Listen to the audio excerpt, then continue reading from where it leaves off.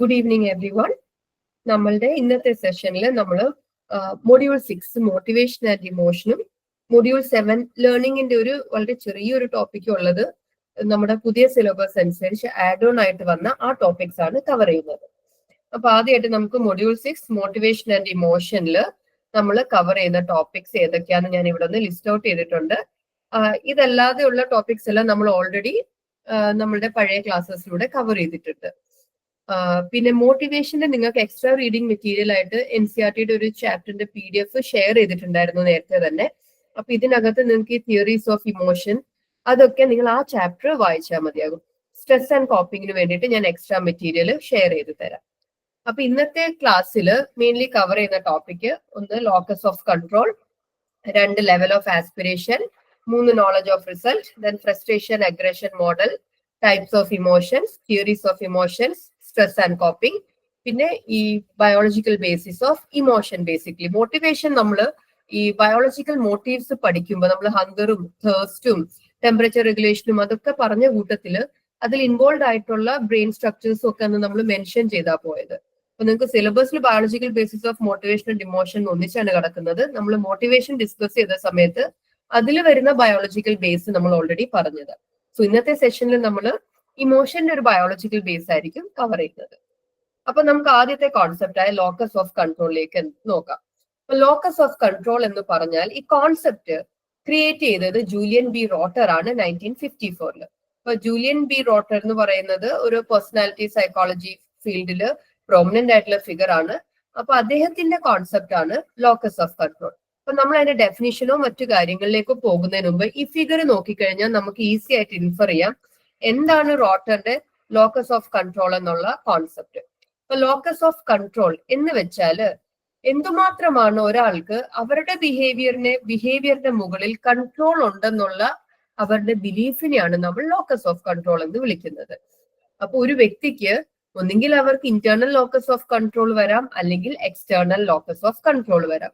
Internal locus of control എന്ന് വെച്ചാൽ എന്താണ്? ഇതിൽ നോക്കിയാൽ നിങ്ങൾക്ക് മനസ്സിലാകും എന്താണോ വ്യക്തിക്ക് ചുറ്റും സംഭവിക്കുന്നത് അതല്ലെങ്കിൽ ആ വ്യക്തിയുടെ ബിഹേവിയറിൽ ആർക്കാണ് കൺട്രോള്? ഇൻഡിവിജ്വലിന് തന്നെയാണ് കൺട്രോള്. ഓക്കെ, അതാണ് ഇന്റേണൽ ലോക്കസ് ഓഫ് കൺട്രോൾ. അപ്പൊ ഞാനാണ് ഡിസൈഡ് ചെയ്യുന്നത് ഞാൻ എങ്ങനെ ബിഹേവ് ചെയ്യുന്നു, എനിക്ക് ചുറ്റുമുള്ള കാര്യങ്ങളിൽ ഞാൻ എങ്ങനെ റിയാക്ട് ചെയ്യുന്നു, ഇന്ററാക്ട് ചെയ്യുന്നു. അതിന്റെ സോൾ റെസ്പോൺസിബിലിറ്റി ആർക്കാണ്? എനിക്കാണ്. ഇങ്ങനെ ഒരു വിശ്വാസമാണ് എനിക്കുണ്ടെങ്കിൽ എന്ത് പറയാം? ഞാൻ എന്താണ്? Internal locus of control high ആണ്. ഇനി എക്സ്റ്റേണൽ ലോക്കസ് ഓഫ് കൺട്രോൾ എന്തായിരിക്കും? ഇതിന്റെ നേരെ ഓപ്പോസിറ്റ്. അതായത് എനിക്ക് വലിയ റോൾ ഇല്ല എന്റെ ബിഹേവിയറിന്റെ മുകളിൽ. എനിക്ക് എന്ത് സംഭവിക്കുന്നു, എന്റെ ലൈഫിൽ എന്ത് സംഭവിക്കുന്നു, അവിടെ എന്തിനാണ് ഇമ്പോർട്ടൻസ്? എക്സ്റ്റേണൽ ആയിട്ടുള്ള എനിക്ക് അതീതമായിട്ടുള്ള ഫാക്ടേഴ്സിനാണ് അവിടെ ഇൻഫ്ലുവൻസ്. അതല്ലെങ്കിൽ ലക്ക് കാരണമാണ്. ഈ ഒരു വ്യൂ പോയിന്റിനെയാണ് നമ്മൾ എക്സ്റ്റേണൽ ലോക്കസ് ഓഫ് കൺട്രോൾ എന്ന് വിളിക്കുന്നത്. ഓക്കെ, അപ്പൊ ഇന്റേണൽ ലോക്കസ് ഓഫ് കൺട്രോൾ, അപ്പൊ ഇതിൽ മനസ്സിലാക്കേണ്ടത് ഈ ഇന്റേണൽ അല്ലെങ്കിൽ എക്സ്റ്റേണൽ ലോക്കസ് ഓഫ് കൺട്രോൾ ഒരു കണ്ടിന്യൂം ആയിട്ടാണ് എക്സിസ്റ്റ് ചെയ്യുന്നത്. കണ്ടിന്യൂം ആയിട്ട് എക്സിസ്റ്റ് ചെയ്യുന്നതെന്ന് വെച്ചാൽ നമുക്ക് ഒന്നെങ്കിൽ ഇന്റേണൽ അല്ലെങ്കിൽ ഇല്ല എന്നുള്ള ലെവലിലല്ല. ഒരാൾക്ക് internal locus of control high ആകാം, ലോ ആകാം, അല്ലെങ്കിൽ ഒരു ആവറേജ് ലെവലിലാകാം. അപ്പൊ അങ്ങനെ എക്സിസ്റ്റ് ചെയ്യുന്നതിനാണ് കണ്ടിന്യൂം എന്ന് പറയുന്നത്. അതല്ല നമ്മൾ ഡിസ്ക്രീറ്റ് ആണെങ്കിൽ ഒന്നെങ്കിൽ പ്രസന്റ് അല്ലെങ്കിൽ ആബ്സെന്റ് എന്നുള്ള വ്യൂ പോയിന്റ്. പക്ഷേ ഈ ലോക്കസ് ഓഫ് കൺട്രോൾ എന്നുള്ള ഫിനോമിനനും കണ്ടിന്യൂത്തിലാണ് എക്സിസ്റ്റ് ചെയ്യുന്നത്. അപ്പൊ ഒന്നെങ്കിൽ ഒരാൾക്ക് കണ്ടിന്യൂത്തിന്റെ ഈ എക്സ്ട്രീമിൽ വരാം, അല്ലെങ്കിൽ ഈ എക്സ്ട്രീമിൽ വരാം, അല്ലെങ്കിൽ അവർക്ക് ഈ മിഡിൽ ആയിട്ടുള്ള ഏത് പൊസിഷൻ വേണമെങ്കിലും അസ്യൂം ചെയ്യാം. അപ്പൊ എക്സ്ട്രീംസ് വരുമ്പം ഒരാൾക്ക് ഇന്റേണൽ ലോക്കസ് ഓഫ് കൺട്രോൾ അല്ലെങ്കിൽ external locus of control either high ആകാം അല്ലെങ്കിൽ ലോ ആകാം. മിഡിൽ ആയിട്ട് വരുമ്പോ ഹൈയുമല്ല ലോയുമല്ല. ചില സമയങ്ങളിൽ സ്വന്തം ബിഹേവിയറിൽ റെസ്പോൺസിബിലിറ്റി ഏറ്റെടുക്കുകയും ചില സമയത്ത് എക്സ്റ്റേണൽ ഫാക്ടേഴ്സിൽ വിശ്വസിക്കുകയും അങ്ങനത്തെ ഒരു ബിഹേവിയർ സ്റ്റാൻസിലേക്കും വരാം. സോ ഓർത്തിരിക്കേണ്ടത് ലോക്കസ് ഓഫ് കൺട്രോൾ എന്ന് പറയുന്ന ഫിനോമിനൻ എന്താണ്? അത് കണ്ടിന്യൂത്തിലാണ് എക്സിസ്റ്റ് ചെയ്യുന്നത്. ഓക്കെ, അപ്പൊ internal locus of control, high internal locus of control ആണ് ഒരാൾക്കെങ്കിൽ അങ്ങനെയുള്ള വ്യക്തികൾ എങ്ങനെയുള്ളവരായിരിക്കും? അവരുടെ ബിഹേവിയറിന്റെ മുകളിൽ അവർക്ക് തന്നെ പേഴ്സണൽ കൺട്രോൾ ഉണ്ടെന്നായിരിക്കും പെർസെപ്ഷൻ. അപ്പൊ അതുകൊണ്ട് തന്നെ എന്താണോ അവരുടെ ബിഹേവിയർ, അവരെങ്ങനെ റിയാക്ട് ചെയ്യുന്നു, അവരെങ്ങനെ ഇന്ററാക്ട് ചെയ്യുന്നു, അതിന്റെ ഫുൾ റെസ്പോൺസിബിലിറ്റി സ്വയം അസ്യൂം ചെയ്യുന്നതായിരിക്കും internal locus of control high ആയിട്ടുള്ളവരുടെ ഒരു ബിഹേവിയറൽ സ്റ്റൈൽ. അപ്പൊ ഒരാൾ എക്സാമിൽ നന്നായിട്ട് പഠിക്കുന്നുണ്ട്, ഇപ്പൊ നിങ്ങൾ പരീക്ഷയ്ക്ക് പ്രിപ്പയർ ചെയ്യുന്നു, നിങ്ങൾ നന്നായിട്ട് പഠിക്കുന്നുണ്ടെങ്കിൽ അത് അല്ലെങ്കിൽ നിങ്ങൾ നന്നായിട്ട് സ്കോർ ചെയ്യുന്നുണ്ടെങ്കിൽ അത് നിങ്ങളുടെ ഹാർഡ് വർക്ക് എന്നുള്ള നിങ്ങളുടെ ഒരു അസംഷൻ അല്ലെങ്കിൽ നിങ്ങളുടെ ബിലീഫാണ് ഇന്റേണൽ ലോക്കസ് ഓഫ് കൺട്രോൾ. അതേസമയം external locus of control, high external locus of control ഉള്ളവരുടെ ബിഹേവിയർ പെർസെപ്ഷൻ എങ്ങനെ ആയിരിക്കും? അവരുടെ ബിഹേവിയറിൽ അവർക്ക് കൺട്രോൾ ഇല്ല, പകരം എക്സ്റ്റേണൽ ഫാക്ടേഴ്സ് അല്ലെങ്കിൽ ഭാഗ്യം എന്നൊക്കെ പറയുന്ന എക്സ്റ്റേണൽ ഫാക്ടേഴ്സ് ആണ്. ഇപ്പൊ ഞാൻ പരീക്ഷയ്ക്ക് നന്നായിട്ട് എഴുതിയതിന്റെ കാരണം ഞാൻ പഠിച്ചതുകൊണ്ടല്ല, പകരം ക്വസ്റ്റ്യൻ വളരെ എളുപ്പമായിരുന്നു അല്ലെങ്കിൽ ഭാഗ്യം കൊണ്ടാണ് ഞാൻ എഴുതിയതെല്ലാം കറക്റ്റ് ആയത്. അപ്പൊ ഒന്നിനും റെസ്പോൺസിബിലിറ്റി, അത് പോസിറ്റീവ് ഇവന്റ് ആയാലും നെഗറ്റീവ് ഇവന്റ് ആയാലും ഒന്നിനും റെസ്പോൺസിബിലിറ്റി ഏറ്റെടുക്കത്തില്ല. അപ്പൊ അങ്ങനെയാണ് ഹൈ എക്സ്റ്റേണൽ ലോക്കസ് ഓഫ് ഉള്ളവരുടെ ഒരു പെർസെപ്ഷൻ എന്ന് പറയുന്നത്. ഓക്കെ, അപ്പൊ ഈ ഒരു ഇന്റേണൽ ലോക്കസ് ഓഫ് കൺട്രോൾ ഉള്ള വ്യക്തികളാണെങ്കിൽ അവരുടെ ചില പ്രത്യേകതകൾ നമുക്ക് റിസർച്ചിലൂടെ കണ്ടെത്താൻ സാധിച്ചിട്ടുണ്ട്. ഇന്റേണൽ ലോക്കസ് ഓഫ് കൺട്രോൾ ഉള്ളവരാണെങ്കിൽ അവർ ലെസ് കൺഫോമിങ് ആൻഡ് ഒബീഡിയന്റ് ആയിരിക്കും. ലെസ് കൺഫോമിങ് എന്ന് പറഞ്ഞാൽ നമ്മൾ പറയത്തില്ല മറ്റുള്ളവരുടെ കൂടെ അങ്ങനെ അവരെന്താണോ പറയുന്നത് അതിന്റെ കൂടെ ചേർന്ന് പോകുന്നവരായിരിക്കില്ല. അവരെ സംബന്ധിച്ചിട്ട് അവർക്ക് വ്യക്തമായ അഭിപ്രായമുണ്ട്. അവരുടെ ലൈഫിൽ നടക്കുന്ന നല്ലതും മോശവുമായ എല്ലാ കാര്യങ്ങൾക്കും അവരാണ് റെസ്പോൺസിബിലിറ്റി അസ്യൂം ചെയ്യുന്നത്. അതുകൊണ്ട് തന്നെ മറ്റുള്ളവർ പോകുന്ന പോലെ ഒരു ഒഴുക്കിനനുസരിച്ച് മറ്റുള്ളവരുടെ ഒപ്പം സഞ്ചരിക്കുന്നവരാവില്ല ഇന്റേണൽ ലോക്കസ് ഓഫ് കൺട്രോൾ ഉള്ളവർ. അതുപോലെ മറ്റുള്ളവർ എന്തു പറഞ്ഞാലും അത് അങ്ങനെ ഒബീഡിയന്റ് ആയിട്ട് കേൾക്കുന്നവരായിരിക്കത്തില്ല. അപ്പൊ ഇവരുടെ ഒരു ബേസിക് നേച്ചർ എന്താണ്? മോർ ഇൻഡിപെൻഡന്റ് ആയിരിക്കും. ഓക്കെ, അപ്പോ ഈ ഇന്റേണൽ ലോക്കസ് ഓഫ് കൺട്രോൾ ഉള്ളവര് കൺഫേം ചെയ്യാനോ അല്ലെങ്കിൽ ഒബേ ചെയ്യാനോ ഉള്ള സോഷ്യൽ പ്രഷർ ഒരുപാട് വന്നാൽ അത് റെസിസ്റ്റ് ചെയ്യാൻ കൂടുതലും സാധ്യത എങ്ങനെയുള്ളവരാണ്? ഇന്റേണൽ ലോക്കസ് ഓഫ് കൺട്രോൾ ആണ്. കാര്യം എന്താണോ അവരുടെ ആക്ഷൻ അതിന്റെ റെസ്പോൺസിബിലിറ്റി അവർക്കാണ്. അപ്പൊ അത് മറ്റുള്ളവർ പറഞ്ഞിട്ടാണ് ഞാൻ അങ്ങനെ ചെയ്തേന്നുള്ള ഒരു പെർസെപ്ഷൻ അവർക്ക് ഡിഫിക്കൽട്ട് ആണ്.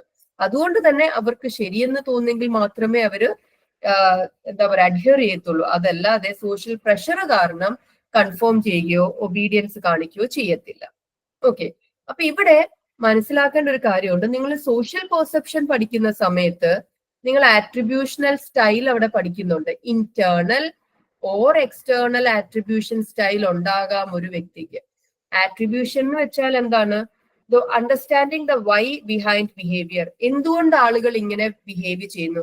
അപ്പൊ നമ്മുടെ ബിഹേവിയറിന്റെ പിന്നിലെ റീസൺ, അതോടൊപ്പം മറ്റുള്ളവരുടെ ബിഹേവിയറിന്റെ പിന്നിലെ റീസൺ നമ്മൾ മനസ്സിലാക്കാൻ ശ്രമിക്കുന്നതിനെയാണ് ആട്രിബ്യൂഷൻ എന്ന് പറയുന്നത്. നമ്മൾ എന്ത് ചെയ്യും? എപ്പോഴും കോസ് ഐഡന്റിഫൈ ചെയ്യാൻ ശ്രമിക്കും. അപ്പൊ അതിനെയാണ് ആട്രിബ്യൂഷൻ എന്ന് പറയുന്നത്. അപ്പൊ നിങ്ങൾ ഈ ആട്രിബ്യൂഷൻ സോഷ്യൽ പെർസെപ്ഷനിൽ പഠിക്കുമ്പോൾ അവിടെ രണ്ടു തരത്തിൽ ആട്രിബ്യൂട്ട് ചെയ്യാം.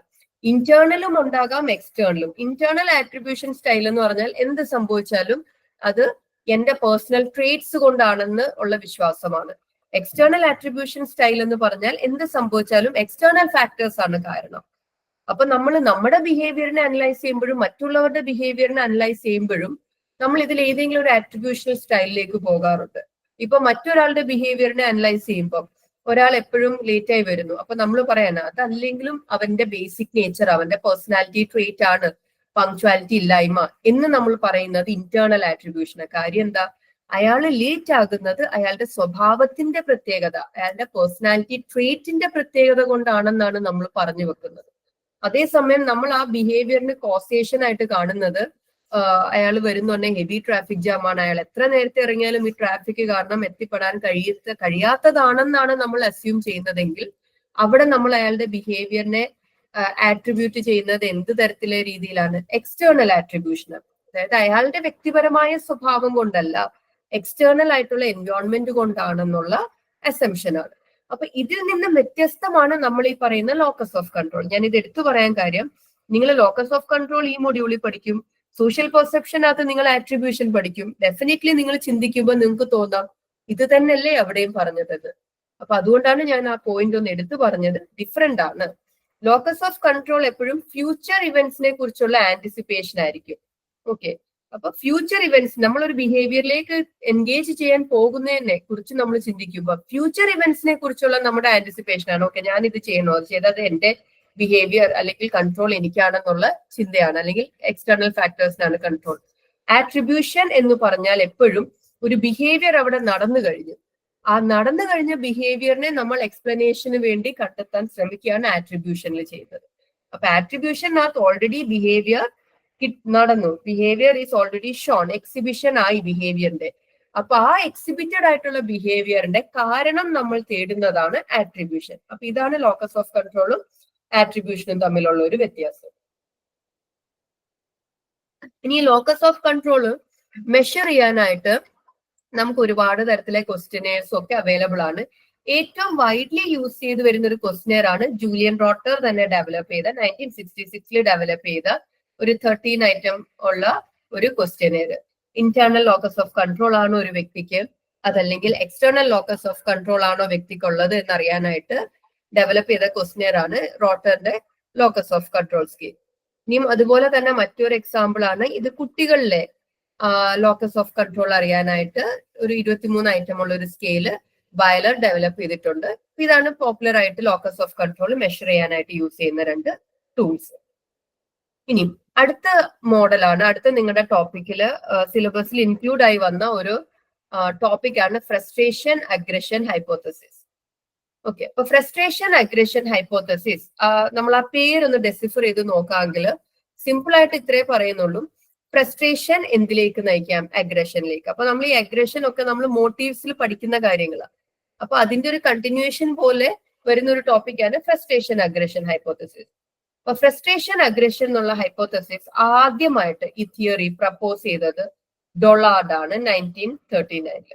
1939 ഡൊളാർഡ് ആണ് ആദ്യമായിട്ട് ഈ ഒരു തിയറി പ്രപ്പോസ് ചെയ്തത്. സിമ്പിൾ ടേംസിൽ പറഞ്ഞ തിയറി ഇത്രയേ ഉള്ളൂ.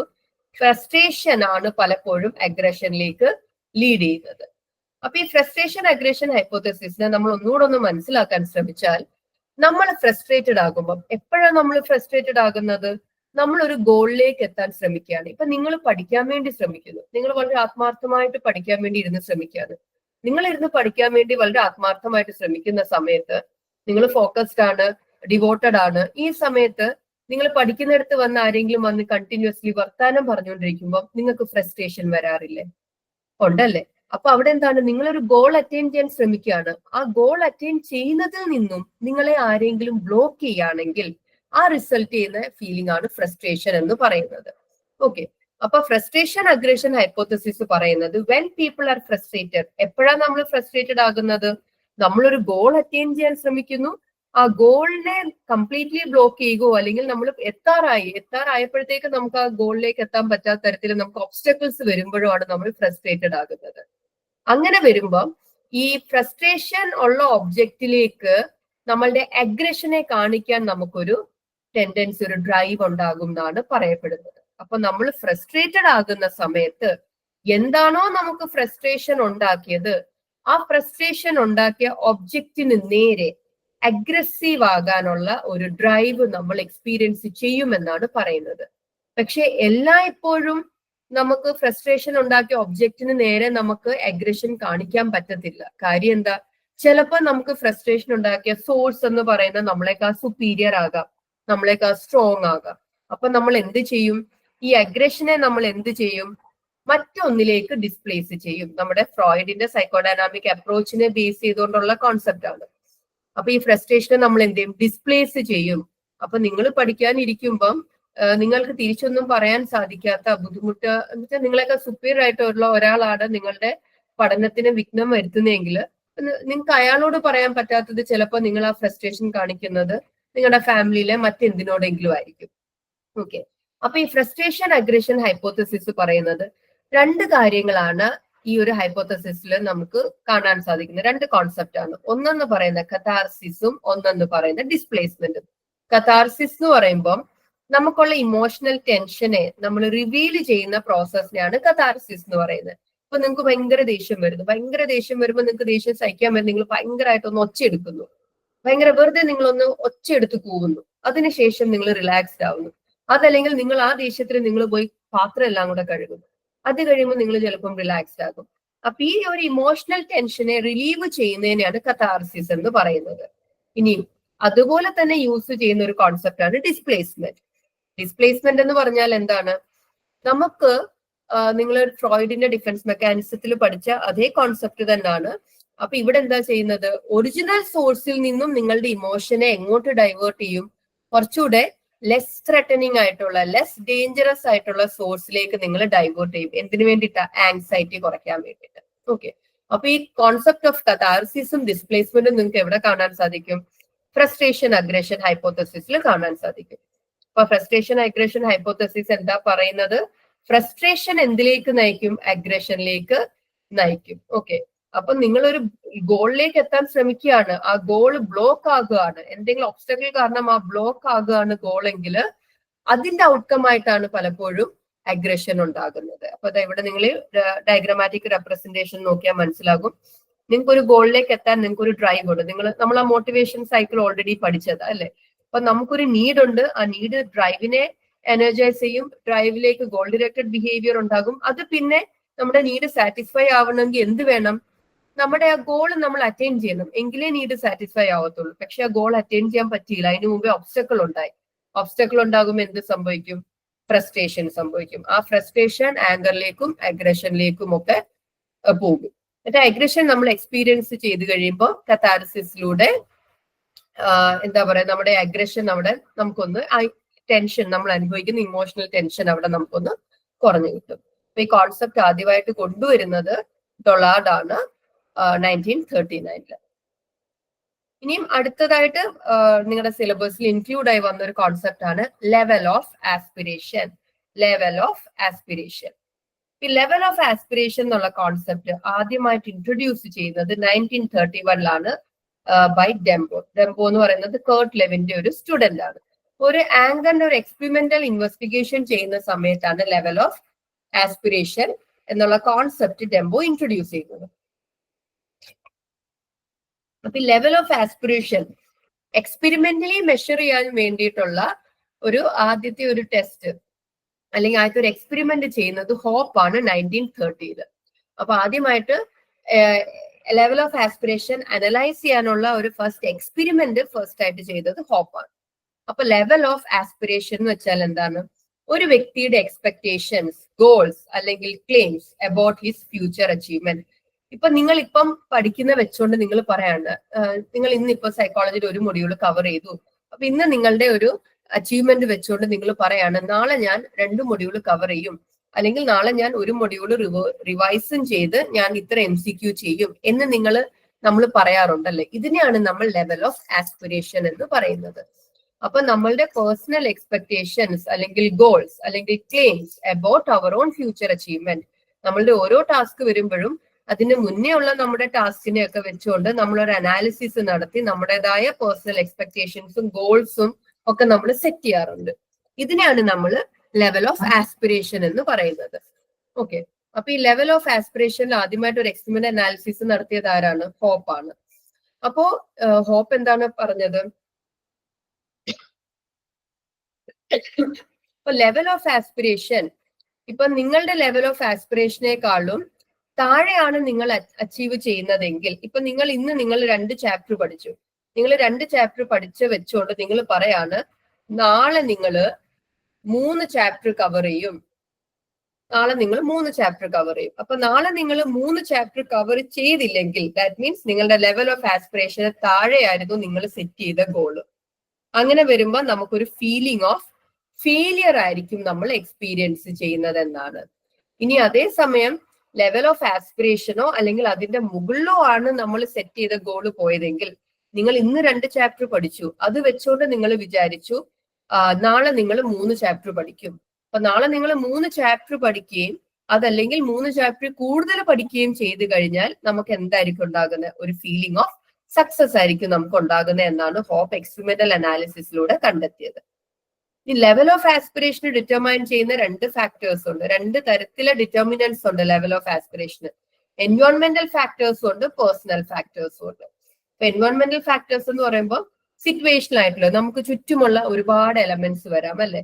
നമ്മളുടെ മോട്ടിവേഷനെ എഫക്ട് ചെയ്യുന്ന അല്ലെങ്കിൽ ഒരു ടാസ്ക് അച്ചീവ്മെന്റിനെ എഫക്ട് ചെയ്യുന്ന നമ്മുടെ ചുറ്റുമുള്ള ഒരുപാട് ഘടകങ്ങൾ വരാം. നമ്മുടെ ഫാമിലിയിലുള്ള ഫാക്ടേഴ്സ് വരാം, സിറ്റുവേഷണൽ വേരിയബിൾസ് വരാം, ഇനി അതല്ലാതെ പേഴ്സണൽ ഫാക്ടേഴ്സ് വരാം. നിങ്ങളുടെ തന്നെ വ്യക്തിപരമായ ചില ട്രേറ്റ്സ്, അതും ഡിറ്റർമൈൻ ചെയ്യാം നിങ്ങളുടെ ആസ്പിരേഷൻ എങ്ങനെയായിരിക്കും, നിങ്ങൾ മുന്നോട്ട് നിങ്ങളുടെ എക്സ്പെക്ടേഷൻസ് നിങ്ങൾ എങ്ങനെയായിരിക്കും സെറ്റ് ചെയ്യുന്നത്. അപ്പൊ അത് എൻവയോൺമെന്റൽ ഫാക്ടേഴ്സും വരാം, പേഴ്സണൽ ഫാക്ടേഴ്സും വരാം. ഓക്കെ. അപ്പൊ ലെവൽ ഓഫ് ആസ്പിരേഷൻ നമ്മൾ എക്സ്പെരിമെന്റലി ടെസ്റ്റ് ചെയ്യാനായിട്ട് സാധാരണഗതിയിൽ യൂസ് ചെയ്തുകൊണ്ട് വരുന്ന ഒരു ടെസ്റ്റ് ആണ്. ഇങ്ങനത്തെ സർക്കിൾസ് കൊടുക്കും. ഈ സർക്കിളിനകത്ത് പാർട്ടിസിപ്പൻസിനോട് ഒരു ഹ്യൂമൻ ഫേസ് വരയ്ക്കാൻ പറയും. ഓക്കെ. ഹ്യൂമൻ ഫേസിന്റെ പ്രത്യേകത 4 ലൈൻസ് വെച്ചിട്ടാണ്. ആ ലൈൻസ് വെച്ചിട്ട് കണ്ണ്, മൂക്ക്, വായ, ഇങ്ങനെ ഒരു പേജിൽ കുറെ സർക്കിൾസ് കാണും. ഈ സർക്കിൾസിനകത്ത് ഇങ്ങനെ ഫേസ് വരയ്ക്കണം. അപ്പൊ ഇങ്ങനത്തെ ഒരു ടാസ്ക് ആണ് നമ്മൾ യൂഷ്വലി ലെവൽ ഓഫ് ആസ്പിറേഷനിൽ കൊടുക്കുന്നത്. അപ്പൊ ആദ്യത്തെ ട്രയൽ കഴിയുമ്പോൾ നമ്മൾ ഇത് കൗണ്ട് ചെയ്തിട്ട് പെർഫെക്റ്റ് ആയിട്ട് ഹ്യൂമൻ ഫേസ് വരച്ച് ഈ 4 ലൈൻ പെർഫെക്റ്റ് ആയിട്ട് മൗത്തും നോസും ഒക്കെ കാണുന്ന രീതിയിൽ വരച്ചത് നമ്മൾ പെർഫെക്റ്റ് സർക്കിൾസ് ഫേസ് കൗണ്ട് ചെയ്തിട്ട് നമ്മൾ പറയും. ഫസ്റ്റ് ട്രയലില് സപ്പോസ് നിങ്ങൾ 10 ഫേസസ് ആണ് വരച്ചതെന്ന് വിചാരിക്കുക. അപ്പൊ നിങ്ങളോട് പറയും, ഓക്കെ, ഇപ്പൊ കഴിഞ്ഞ ട്രയലിൽ നിങ്ങൾ 10 ഫേസ് വരച്ചു, ഇനി നിങ്ങളുടെ ലെവൽ ഓഫ് ആസ്പിരേഷൻ എന്താണ്? ദാറ്റ് മീൻസ് അടുത്ത ട്രയലിൽ നിങ്ങൾ എത്ര ഫേസ് വരയ്ക്കുമെന്ന് ചോദിക്കും. അപ്പൊ സബ്ജക്ട്സ് ചിലപ്പം കഴിഞ്ഞ ട്രയലിൽ 10 ഫേസ് അല്ലേ വരച്ചത്, അപ്പം അടുത്ത ട്രയലിൽ കുറച്ചുകൂടെ സ്പീഡിൽ വരച്ച് എനിക്ക് 12 വരയ്ക്കാമെന്ന് വിചാരിച്ച് 12 പറയും.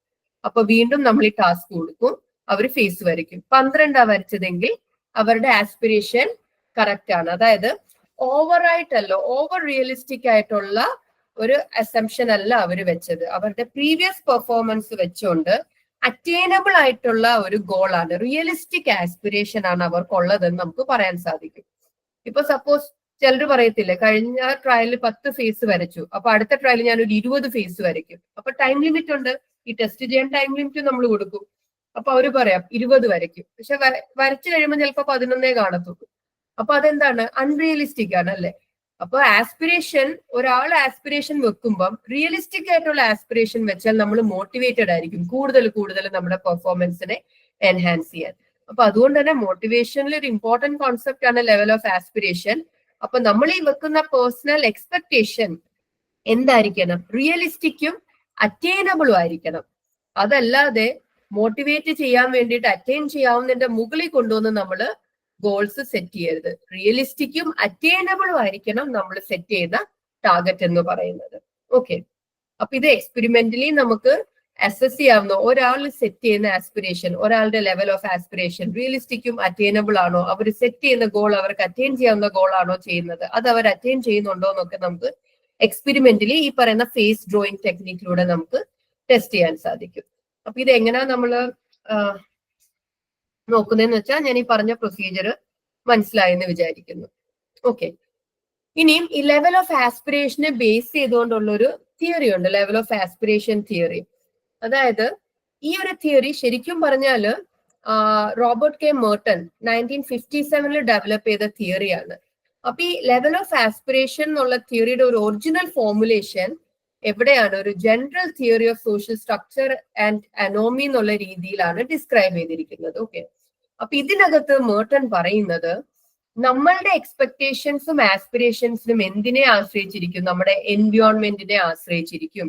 ഇപ്പൊ ലെവൽ ഓഫ് ആസ്പിരേഷൻ തിയറി എന്ന് പറയുന്ന ഒരു motivational theory 1957 Robert K Merton propose ചെയ്തിട്ടുണ്ട്. ലെവൽ ഓഫ് ആസ്പിരേഷനെ ബേസ് ചെയ്തുകൊണ്ട് വരുന്ന ഒരു തിയറിയാണ്.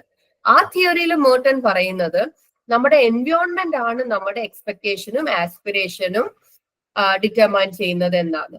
അപ്പോ അദ്ദേഹത്തിന്റെ ഏറ്റവും വലിയ ആർഗ്യുമെന്റ് എന്തായിരുന്നു? നമ്മളുടെ ആസ്പിരേഷൻസും എക്സ്പെക്ടേഷൻസും നമ്മുടെ എൻവയോൺമെന്റ് ആണ് ഡിറ്റർമൈൻ ചെയ്യുന്നത്. അപ്പൊ നമ്മുടെ എൻവയോൺമെന്റ് എന്ന് പറയുമ്പോൾ ഒരു സോഷ്യൽ പെർസ്പെക്റ്റീവ് ആണ് അല്ലെ? നമ്മുടെ എൻവയോൺമെന്റ് എന്ന് പറയുമ്പോൾ നമ്മുടെ സോഷ്യൽ ക്ലാസ് വരാം, നമ്മളുടെ എഡ്യൂക്കേഷൻ വരാം, നമ്മുടെ മറ്റു factors which is related to our environment. അപ്പൊ ഒരുപാട് ഇംപ്ലിക്കേഷൻസ് ഉള്ള തിയറിയാണ് മേർട്ടന്റെ തിയറി. അത് നമ്മൾ എഡ്യൂക്കേഷൻ സൈക്കോളജിയിൽ എടുത്താലും മറ്റു പല ഏരിയാസിൽ എടുത്താലും ഒക്കെ ഒരുപാട് ഇമ്പോർട്ടന്റ് ആണ്. ഇപ്പൊ നമ്മളൊരു എഡ്യൂക്കേഷൻ സൈക്കോളജി പെർസ്പെക്റ്റീവ് നോക്കിക്കഴിഞ്ഞാൽ നമ്മൾ പ്രൊവൈഡ് ചെയ്യുന്ന എഡ്യൂക്കേഷൻ അല്ലെങ്കിൽ ക്ലാസ് റൂം കൺഡ്യൂസീവ് ആയിരിക്കണം. സപ്പോർട്ടീവ് ആണെങ്കിലേ ആളുകൾക്ക് അവരുടെ ആസ്പിരേഷൻ, അറ്റൈനബിൾ ആയിട്ടുള്ള ആസ്പിരേഷൻ സെറ്റ് ചെയ്യുകയും അതിനനുസരിച്ച് അവർക്ക് പ്രവർത്തിക്കാനും സാധിക്കുള്ളൂ എന്നാണ് പറഞ്ഞത്. അപ്പോൾ എന്താണ്? എൻവയോൺമെന്റ് ആണ് നമ്മുടെ ആസ്പിരേഷനെ, നമ്മുടെ എക്സ്പെക്ടേഷൻസിനെയും ഡിറ്റർമൈൻ ചെയ്യുന്നത് എന്നുള്ള തിയറിയാണ് level of aspiration theory propose ചെയ്തത് റോബർട്ട് കെ മേർട്ടൺ ആണ്. അപ്പൊ മേർട്ടൺ സജസ്റ്റ് ചെയ്യുന്ന എന്താണ്? ഹൈ ആസ്പിരേഷൻ ഉള്ള ഇൻഡിവിജ്വൽസ്. അപ്പൊ ചിലരുടെ ഗോൾ സെറ്റിംഗ് ഹൈ ആകാം, ചിലരുടെ ലോ ആകാം. അപ്പൊ ഹൈ ആസ്പിരേഷൻ ഉള്ളവർ എന്ത് ചെയ്യും? അവരെപ്പോഴും അത് അറ്റൈൻ ചെയ്യാൻ വേണ്ടി ശ്രമിക്കും. പക്ഷേ സൊസൈറ്റൽ പ്രഷേഴ്സ് കാരണമോ സൊസൈറ്റിയുടെ കൺസ്ട്രെയിൻ കാരണമോ മറ്റു ഫാക്ടേഴ്സ് കാരണമോ അവർക്ക് അത് അച്ചീവ് ചെയ്യാൻ പറ്റുന്നില്ലെങ്കിൽ അവർ ഹൈലി ഫ്രസ്ട്രേറ്റഡ് ആകുകയും ചെയ്യും. അപ്പൊ നിങ്ങൾ മോട്ടിവേറ്റഡ് ആണ് പഠിക്കാനായിട്ട്, ജോലി നേടാനായിട്ട്, പക്ഷെ നമ്മുടെ സമൂഹത്തില് നിങ്ങൾ പഠിച്ചു, നിങ്ങൾ നല്ല മാർക്സ് വാങ്ങി, പക്ഷെ നിങ്ങൾക്ക് എല്ലാവർക്കും പ്ലേസ്മെന്റ് തരുന്ന രീതിയിൽ ഇനഫ് ഓപ്പർച്യൂണിറ്റീസ് ഇല്ല എന്ന് വിചാരിക്കാം. അല്ലെങ്കിൽ നിങ്ങൾ വളരെ ആത്മാർത്ഥമായിട്ട് പഠിക്കാൻ ശ്രമിക്കുന്നു, അപ്പൊ നിങ്ങളുടെ വീട്ടിൽ നിന്ന് പറയാണ് ഇനിയിപ്പോ പഠിക്കുകയൊന്നും വേണ്ട, കല്യാണം കഴിച്ചു പോകാം, നിങ്ങൾക്ക് ഇത്രയൊക്കെ പഠിച്ചത് മതി. നമ്മൾ മൂവീസിലൊക്കെ കാണാറില്ലേ, വളരെയധികം പഠിക്കുകയും അംബീഷ്യസ് ആയിട്ടുള്ള ഒരുപാട് കുട്ടികളോടൊക്കെ പറയാറില്ലേ, ഇത്രയൊക്കെ പഠിച്ചാൽ മതി, ഗ്രാജുവേഷൻ ഒക്കെ കഴിഞ്ഞില്ലേ, ഇനി കല്യാണം കഴിഞ്ഞിട്ട് അന്നേരം പഠിച്ചാൽ മതി. അപ്പൊ അവിടെ എന്താണ്, എക്സ്പെക്ടേഷൻസ് ഉണ്ട്, ഹൈ ആസ്പിറേഷൻസ് ഉണ്ട്, അതിലേക്ക് എത്താൻ ശ്രമവും ഉണ്ട്. പക്ഷെ സൊസൈറ്റൽ കൺസ്ട്രൻസ് അവിടെ എന്ത് ചെയ്യും, ആ എക്സ്പെക്ടേഷനെ മീറ്റ് ചെയ്യുന്നതിൽ നിന്ന് തടയും. അപ്പൊ അത് എന്തിലേക്ക് പോകും, ഫ്രസ്ട്രേഷനിലേക്ക് പോകും.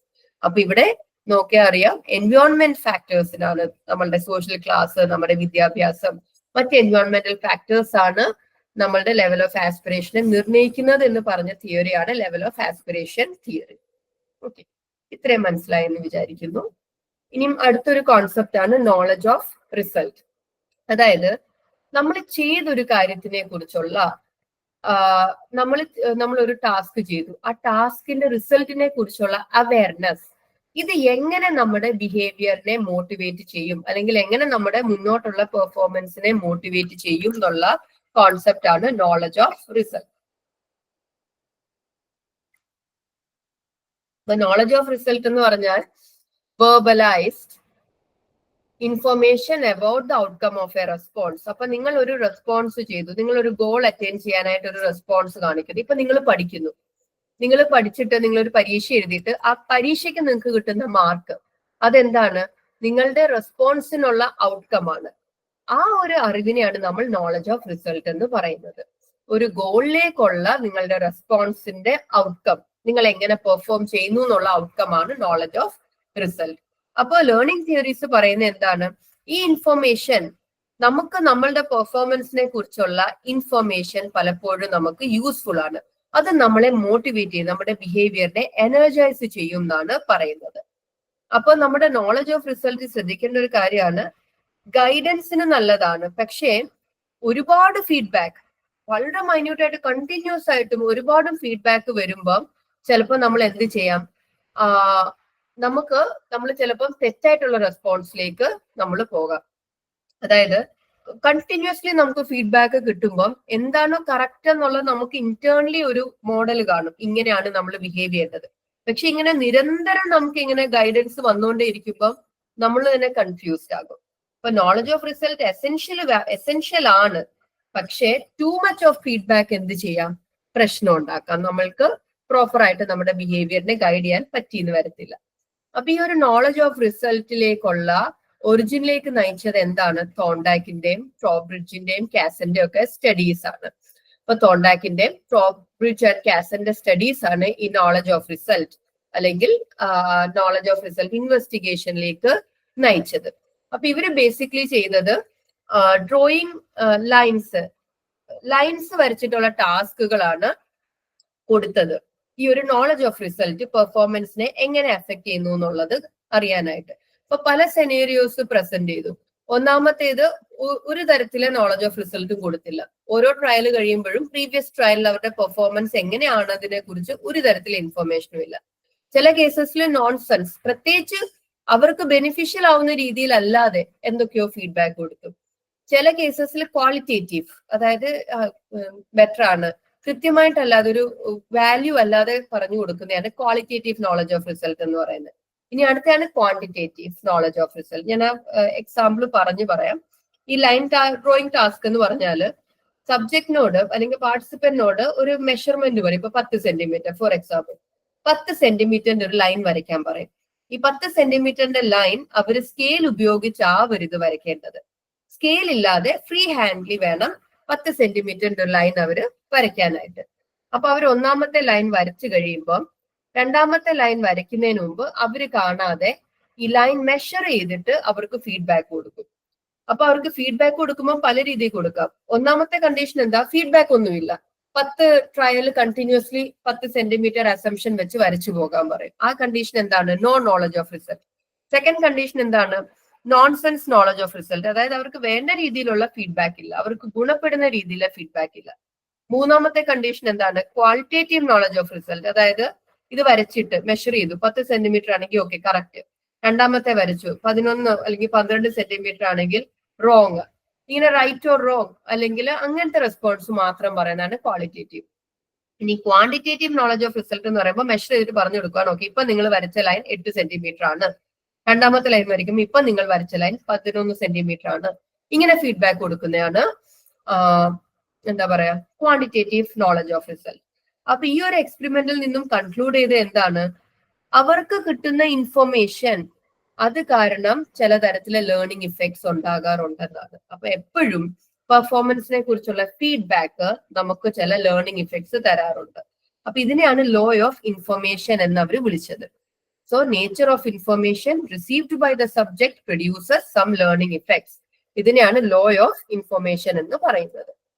ഓക്കെ, ഇനിയും അടുത്തതായിട്ട് നിങ്ങൾക്ക് നിങ്ങളുടെ ടോപ്പിക്കിൽ പുതുതായിട്ട് ഇൻട്രൊഡ്യൂസ് ചെയ്തതാണ് ഇമോഷൻ. സാധാരണഗതിയിൽ നമ്മൾ എപ്പോഴും മോട്ടിവേഷനെയും ഇമോഷനെയും കൂടെ ചേർത്താണ് പഠിക്കുന്നത്. പക്ഷെ നിങ്ങളുടെ പഴയ സിലബസിനകത്ത് ഇമോഷൻ ഇൻക്ലൂഡഡ് ആയിരുന്നില്ല. ഇപ്പൊ റിവൈസ് ആയി വന്ന സിലബസിനകത്തുള്ള ഒരു ടോപ്പിക്കാണ് ഇമോഷൻ. അപ്പൊ ഇമോഷനും മോട്ടിവേഷനും രണ്ടും നമുക്ക് അർത്ഥമാക്കുന്നത്, അവരുടെ നമ്മൾ ആ റൂട്ട് വേർബ് എടുത്ത് നോക്കിക്കഴിഞ്ഞാൽ രണ്ടിന്റെയും അർത്ഥം ഒന്ന് തന്നെയാണ്, ടു മൂവ്. ടു മൂവ് എന്നാണ് രണ്ടിന്റെയും അർത്ഥം. അപ്പൊ ഇമോഷൻ എന്ന് വെച്ചാൽ എന്താണ്, നമ്മൾ എക്സ്പീരിയൻസ് ചെയ്യുന്ന അല്ലെങ്കിൽ നമ്മൾ എക്സ്പീരിയൻസ് ചെയ്യുന്ന ഒരു ഫീലിംഗ് പാർട്ട്. അപ്പൊ ഇത് നമ്മൾ ഇമോഷനെ നോക്കിക്കഴിഞ്ഞാൽ നമുക്കതിനകത്ത് 3 എലമെന്റ്സ് കാണാൻ സാധിക്കും. ഒന്നാമതായിട്ട് എന്താണ്, ഇമോഷൻ ഉണ്ടാകുമ്പോൾ നമ്മൾ ഒരു ഇമോഷൻ എക്സ്പീരിയൻസ് ചെയ്യുമ്പോൾ അവിടെ എന്തുണ്ട്, ഫിസിയോളജിക്കൽ ആയിട്ടുള്ള അറോസൽ ഉണ്ട്. അതായത് നമ്മുടെ ബോഡിയിൽ ചില മാറ്റങ്ങൾ വരും നമ്മൾ ഇമോഷനെ എക്സ്പീരിയൻസ് ചെയ്യുമ്പോൾ. ഇനി രണ്ടാമതായിട്ട് changes in facial expression, gestures and posture. എന്ന് വെച്ചാല് നമ്മൾ ഒരു ഇമോഷനെ എക്സ്പീരിയൻസ് ചെയ്യുന്ന സമയത്ത് ഇത് ഔട്ട്സൈഡ് വേൾഡിന് മനസ്സിലാകാൻ വേണ്ടിയിട്ട് ചില ബിഹേവിയേഴ്സ് ഉണ്ടാകും. ആ ബിഹേവിയേഴ്സ് ആണ് എന്ത്, നമ്മുടെ ഫേഷ്യൽ എക്സ്പ്രഷൻ അല്ലെങ്കിൽ നമ്മുടെ ജെസ്റ്റേഴ്സ്, പോസ്ചേഴ്സ് എന്നൊക്കെ പറയുന്നത്. ഇത് കൂടാതെ നമുക്കൊരു ഇന്നർ അവയർനെസ് ഓഫ് ഫീലിംഗ് ഉണ്ടാകും. അതിനെയാണ് സബ്ജക്റ്റീവ് ഫീലിംഗ് എന്ന് പറയുന്നത്. അല്ലാതെ നിങ്ങൾ ഒരു ഇമോഷൻ എക്സ്പീരിയൻസ് ചെയ്യുമ്പോൾ നിങ്ങൾക്ക് തോന്നില്ല ഞാൻ ഭയങ്കര ഹാപ്പിയാണ് അല്ലെങ്കിൽ എനിക്ക് ഭയങ്കര ദേഷ്യം വരുന്നു. അപ്പൊ നമുക്കുള്ള ആ ഒരു ഇന്നർ അവയർനെസ് ഓഫ് ഫീലിംഗിനെയാണ് സബ്ജക്റ്റീവ് ഫീലിംഗ് എന്ന് പറയുന്നത്. അപ്പൊ നമ്മൾ ഇമോഷൻ എടുത്തു കഴിഞ്ഞാൽ ഇമോഷൻ എന്തുകൊണ്ട്, ഈ 3 കമ്പോണന്റ് ഉണ്ട്. ഒന്നാമത്തെ കമ്പോണന്റ് എന്താണ്, ഫിസിയോളജിക്കൽ അറോസൽ. രണ്ടാമത്തെ കമ്പോണന്റ് ആണ് നമ്മൾ എക്സ്പീരിയൻസ് ചെയ്യുന്ന ഇമോഷനില് ആ ഇമോഷന് ഔട്ട്സൈഡ് വേൾഡിന് റിവീൽ ആകുന്ന തരത്തിലുള്ള ചില ബിഹേവിയേഴ്സ് ഉണ്ടാകും. ആ ബിഹേവിയേഴ്സ് പറഞ്ഞാൽ എങ്ങനെയാണ്, ഫേഷ്യൽ എക്സ്പ്രഷനിൽ വരുന്ന മാറ്റം, നമ്മുടെ ജെസ്റ്റേഴ്സ്, പോസ്ചേഴ്സ്, അതൊക്കെയാണ്. ഇത് കൂടാതെ മൂന്നാമത്തെ കമ്പോണന്റ് എന്താണ്, സബ്ജക്റ്റീവ് ഫീലിങ്സ് ഉണ്ട്. സബ്ജക്റ്റീവ് ഫീലിങ്സ് പറയുമ്പോൾ നമുക്ക് തന്നെ അവയർനെസ് ഉണ്ട് അല്ലെ നമ്മളുടെ ഫീലിംഗിനെ കുറിച്ച്. അതിനെയാണ് സബ്ജക്റ്റീവ് ഫീലിങ്സ് എന്ന് പറയുന്നത്, inner awareness of the feel. Okay, അപ്പൊ വേർഡ് ഇമോഷന്റെ അർത്ഥം എന്താണ്, ടു മൂവ് എന്നാണ് അർത്ഥം. അപ്പൊ ഇമോഷൻസിനെ പലപ്പോഴും ബേസിക് അഡാപ്റ്റീവ് ബിഹേവിയറുമായിട്ട് ലിങ്ക് ചെയ്യാറുണ്ട്. ബേസിക് അഡാപ്റ്റീവ് ബിഹേവിയർ എന്ന് വെച്ചാൽ ഈ നമുക്ക് ഇമോഷൻസ് യൂണിവേഴ്സലും ആണ്, അത് നമ്മുടെ എക്സിസ്റ്റൻസിന് വേണ്ടി, അഡാപ്റ്റീവ് ബിഹേവിയറിന് വേണ്ടി. അപ്പൊ നമുക്ക് ഈ ഭയമില്ലാത്ത അവസ്ഥ ആലോചിച്ച് നോക്കിയേ, നമ്മളെ എന്തെങ്കിലും ആക്രമിക്കാൻ വന്നാൽ നമുക്ക് ഭയമില്ലെങ്കിൽ നമ്മൾ ഒരുപക്ഷെ ഓടി രക്ഷപ്പെടണം എന്നില്ല. നമുക്ക് സന്തോഷം തോന്നുന്നില്ല എന്ന് വെക്കുക, അതല്ലെങ്കിൽ നമുക്ക് സങ്കടം വരുന്നില്ല എന്ന് വെക്കുക. ഇതൊക്കെ അഡാപ്റ്റീവ് ബിഹേവിയറിൽ ബുദ്ധിമുട്ടുണ്ടായേക്കാവുന്നതാണ്. ഓക്കെ, അപ്പൊ ഇമോഷൻസ് ബേസിക്കലി ലിങ്ക് ചെയ്തിരിക്കുന്നത് നമ്മുടെ അഡാപ്റ്റീവ് ബിഹേവിയറിനോട് കൂടിയാണ്. ഇനിയും ഇമോഷണൽ എക്സ്പ്രഷൻ എന്ന് വെച്ചാൽ എന്താണ്, outward sign of what a person is feeling. മറ്റൊരാൾക്ക് കാണുമ്പോൾ നമ്മൾ എന്താണ് ഫീൽ ചെയ്യുന്നതെന്ന് അവർക്ക് മനസ്സിലാകാറുണ്ടല്ലേ, അതിനെയാണ് നമ്മൾ ഇമോഷണൽ എക്സ്പ്രഷൻ എന്ന് പറയാറുള്ളത്. ഇമോഷണൽ ഫീലിംഗ് എന്ന് പറഞ്ഞാലോ നമ്മളുടെ പ്രൈവറ്റ് ഇമോഷണൽ എക്സ്പീരിയൻസ്, ഞാൻ ഇവിടെ പറഞ്ഞ കമ്പോണന്റ് 2 and 3 ആണ്. ഇമോഷണൽ ഫീലിംഗ് എന്ന് പറയുമ്പോൾ നമ്മളുടെ ഒരു എക്സ്പീരിയൻസ് ഉണ്ടല്ലോ, അതായത് ഓക്കെ ഞാൻ ഇപ്പം ഹാപ്പിയാണ്, എനിക്കിപ്പോ സങ്കടം വരുന്നു, എനിക്ക് ദേഷ്യം വരുന്നു.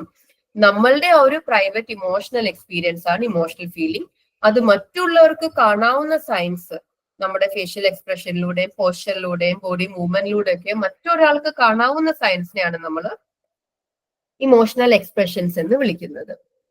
ഇനി പ്രധാനമായിട്ടും 8 തരത്തിലെ പ്രൈമറി ഇമോഷൻസ് ആണ് റോബർട്ട് പ്ലച്ചിക് ഐഡന്റിഫൈ ചെയ്തിരിക്കുന്നത്. 8 തരത്തിലുള്ള ഇമോഷൻസ്, പ്രൈമറി ഇമോഷൻസ്. അപ്പൊ ഇമോഷൻസ് ഏതൊക്കെയാണ്? Fear, surprise, sadness, disgust, anchor, anticipation, Joy and trust. അപ്പൊ ഇങ്ങനത്തെ 8 തരത്തിലെ പ്രൈമറി ഇമോഷൻസ് ഉണ്ടെന്നാണ് റോബർട്ട് പ്ലച്ചിക് ഐഡന്റിഫൈ ചെയ്തത്. അപ്പൊ 8 തരത്തിലെ പ്രൈമറി ഇമോഷൻസ് ഉണ്ടെന്ന് വെച്ചാൽ അതിന്റെ അർത്ഥം നമുക്ക് 8 ഇമോഷൻസ് മാത്രമേ ഉള്ളൂ എന്നല്ല. ഈ പ്രൈമറി ഇമോഷൻസിന്റെ കോമ്പിനേഷനിലൂടെ നമുക്ക് പല ഇമോഷൻസ് വേറെ ഉണ്ടാകാം. അതിനെ നമ്മൾ മിക്സ്ഡ് ഇമോഷൻസ് എന്ന് പറയും. മിക്സ്ഡ് ഇമോഷൻസ്, അതായത് നമുക്ക് ജോയ് വിത്ത് സർപ്രൈസ് വരാം, സർപ്രൈസോടുകൂടി ജോയ്. അതല്ലെങ്കിൽ ആങ്കർ വിത്ത് ഫിയർ വരാം. അപ്പൊ ഈ പ്രൈമറി ഇമോഷൻസിന്റെ കോമ്പിനേഷനിലൂടെ നമുക്ക് എന്തുണ്ടാകാം? മിക്സ്ഡ് ഇമോഷൻസ് ഉണ്ടാകാം. അപ്പൊ 8 തരത്തിലെ പ്രൈമറി ഇമോഷൻസ് 2003 റിസർച്ച് വർക്കിലൂടെ ഐഡന്റിഫൈ ചെയ്ത ആളാണ് റോബർട്ട് പ്ലച്ചിക്. ക്ലിയർ? അപ്പൊ ഇതിനകത്ത് നിങ്ങൾ ഓർക്കേണ്ട ഒരു കാര്യം, ഈ ഇമോഷൻസ് എന്ന് പറയുന്നത് ഇതിന്റെ ഇന്റൻസിറ്റി, നമ്മൾ എക്സ്പീരിയൻസ് ചെയ്യുന്ന ഇന്റൻസിറ്റി വേരി ചെയ്യും. അത് ഇൻഡിവിജ്വൽ ടു ഇൻഡിവിജ്വലും വേരി ചെയ്യാം, കൾച്ചറൽ ഫാക്ടേഴ്സിനെ ബേസ് ചെയ്തുകൊണ്ടും വേരി ചെയ്യാം. ഇന്റൻസിറ്റി വേരിഡ് ആകാം. ഇപ്പൊ ആങ്കർ എന്ന് പറഞ്ഞാൽ, ആങ്കർ എന്ന് പറയുന്ന ഇമോഷന്റെ 2 വേരിയേഷൻസ് വരാം. എക്സ്ട്രീം ആങ്കറും വരാം, ആങ്കർ എന്ന ലെസ്റ്റ് ഫോം ലൈക്ക് ഇറിറ്റേഷൻ, അതും ആങ്കർ ഇമോഷന്റെ മറ്റൊരു ഫോമാണ്. അപ്പൊ ഈ ഒരു ബേസിക് ഇമോഷന്റെ തന്നെ പല കോമ്പിനേഷൻസ് കാരണം നമുക്ക് പല രീതിയിലുള്ള ഇമോഷണൽ എക്സ്പീരിയൻസസ് ഉണ്ടാകാം. ഇനിയും ഒരു മൈൽഡസ്റ്റ് ഫോം ഓഫ് ഇമോഷനെ വിളിക്കുന്ന പേരാണ് മൂഡ്. പലപ്പോഴും നമ്മൾ മൂഡും ഇമോഷനും കൺഫ്യൂസ് ചെയ്യുന്ന ടേംസ് ആണ്. ഇമോഷന്റെ മൈൽഡസ്റ്റ് ഫോമിനെയാണ് മൂഡ് എന്ന് വിളിക്കുന്നത്. അതായത് കുറെ ദിവസം, കുറെ മണിക്കൂറിലേക്കൊക്കെ നിലനിന്നു പോകുന്ന ലോ ഇന്റൻസിറ്റി ഇമോഷണൽ സ്റ്റേറ്റിനെയാണ് മൂഡ് എന്ന് പറയുന്നത്. നമ്മൾ പലപ്പോഴും മൂഡ് ഇല്ല എന്ന് പറയുന്നത് നമുക്ക് സന്തോഷമില്ലാത്ത അവസ്ഥയാണ്, അല്ലെ?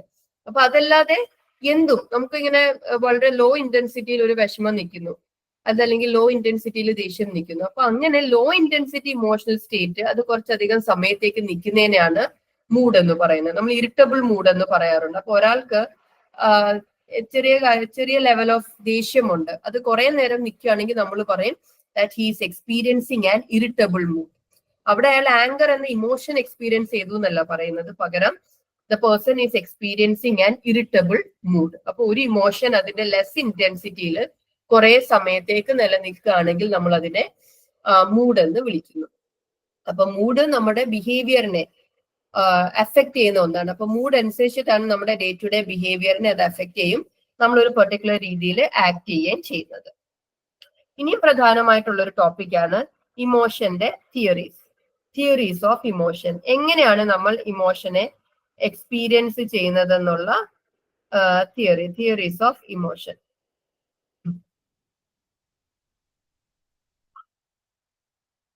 ഓക്കെ, അപ്പൊ നമ്മൾ ഒരു കോമൺ സെൻസ് വ്യൂവിൽ നോക്കിക്കഴിഞ്ഞാൽ നമ്മൾ എങ്ങനെ ഇമോഷൻ എക്സ്പീരിയൻസ് ചെയ്യുന്നത്? വളരെ നമ്മുടെ ഒരു കോമൺ സെൻസ് വ്യൂ എന്ന് പറഞ്ഞാൽ എന്താണ്?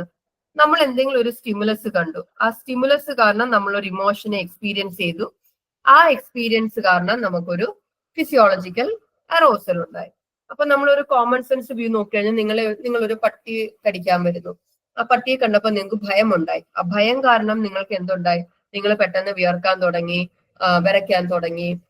അപ്പൊ അങ്ങനത്തെ റെസ്പോൺസസ്, ഇതാണ് നമ്മളുടെ ഒരു കോമൺ സെൻസ് വ്യൂ എന്ന് പറയുന്നത്. ഓക്കെ, അപ്പൊ ഈ ഒരു common sense theory of emotion പറയുന്നത് എന്താണ്?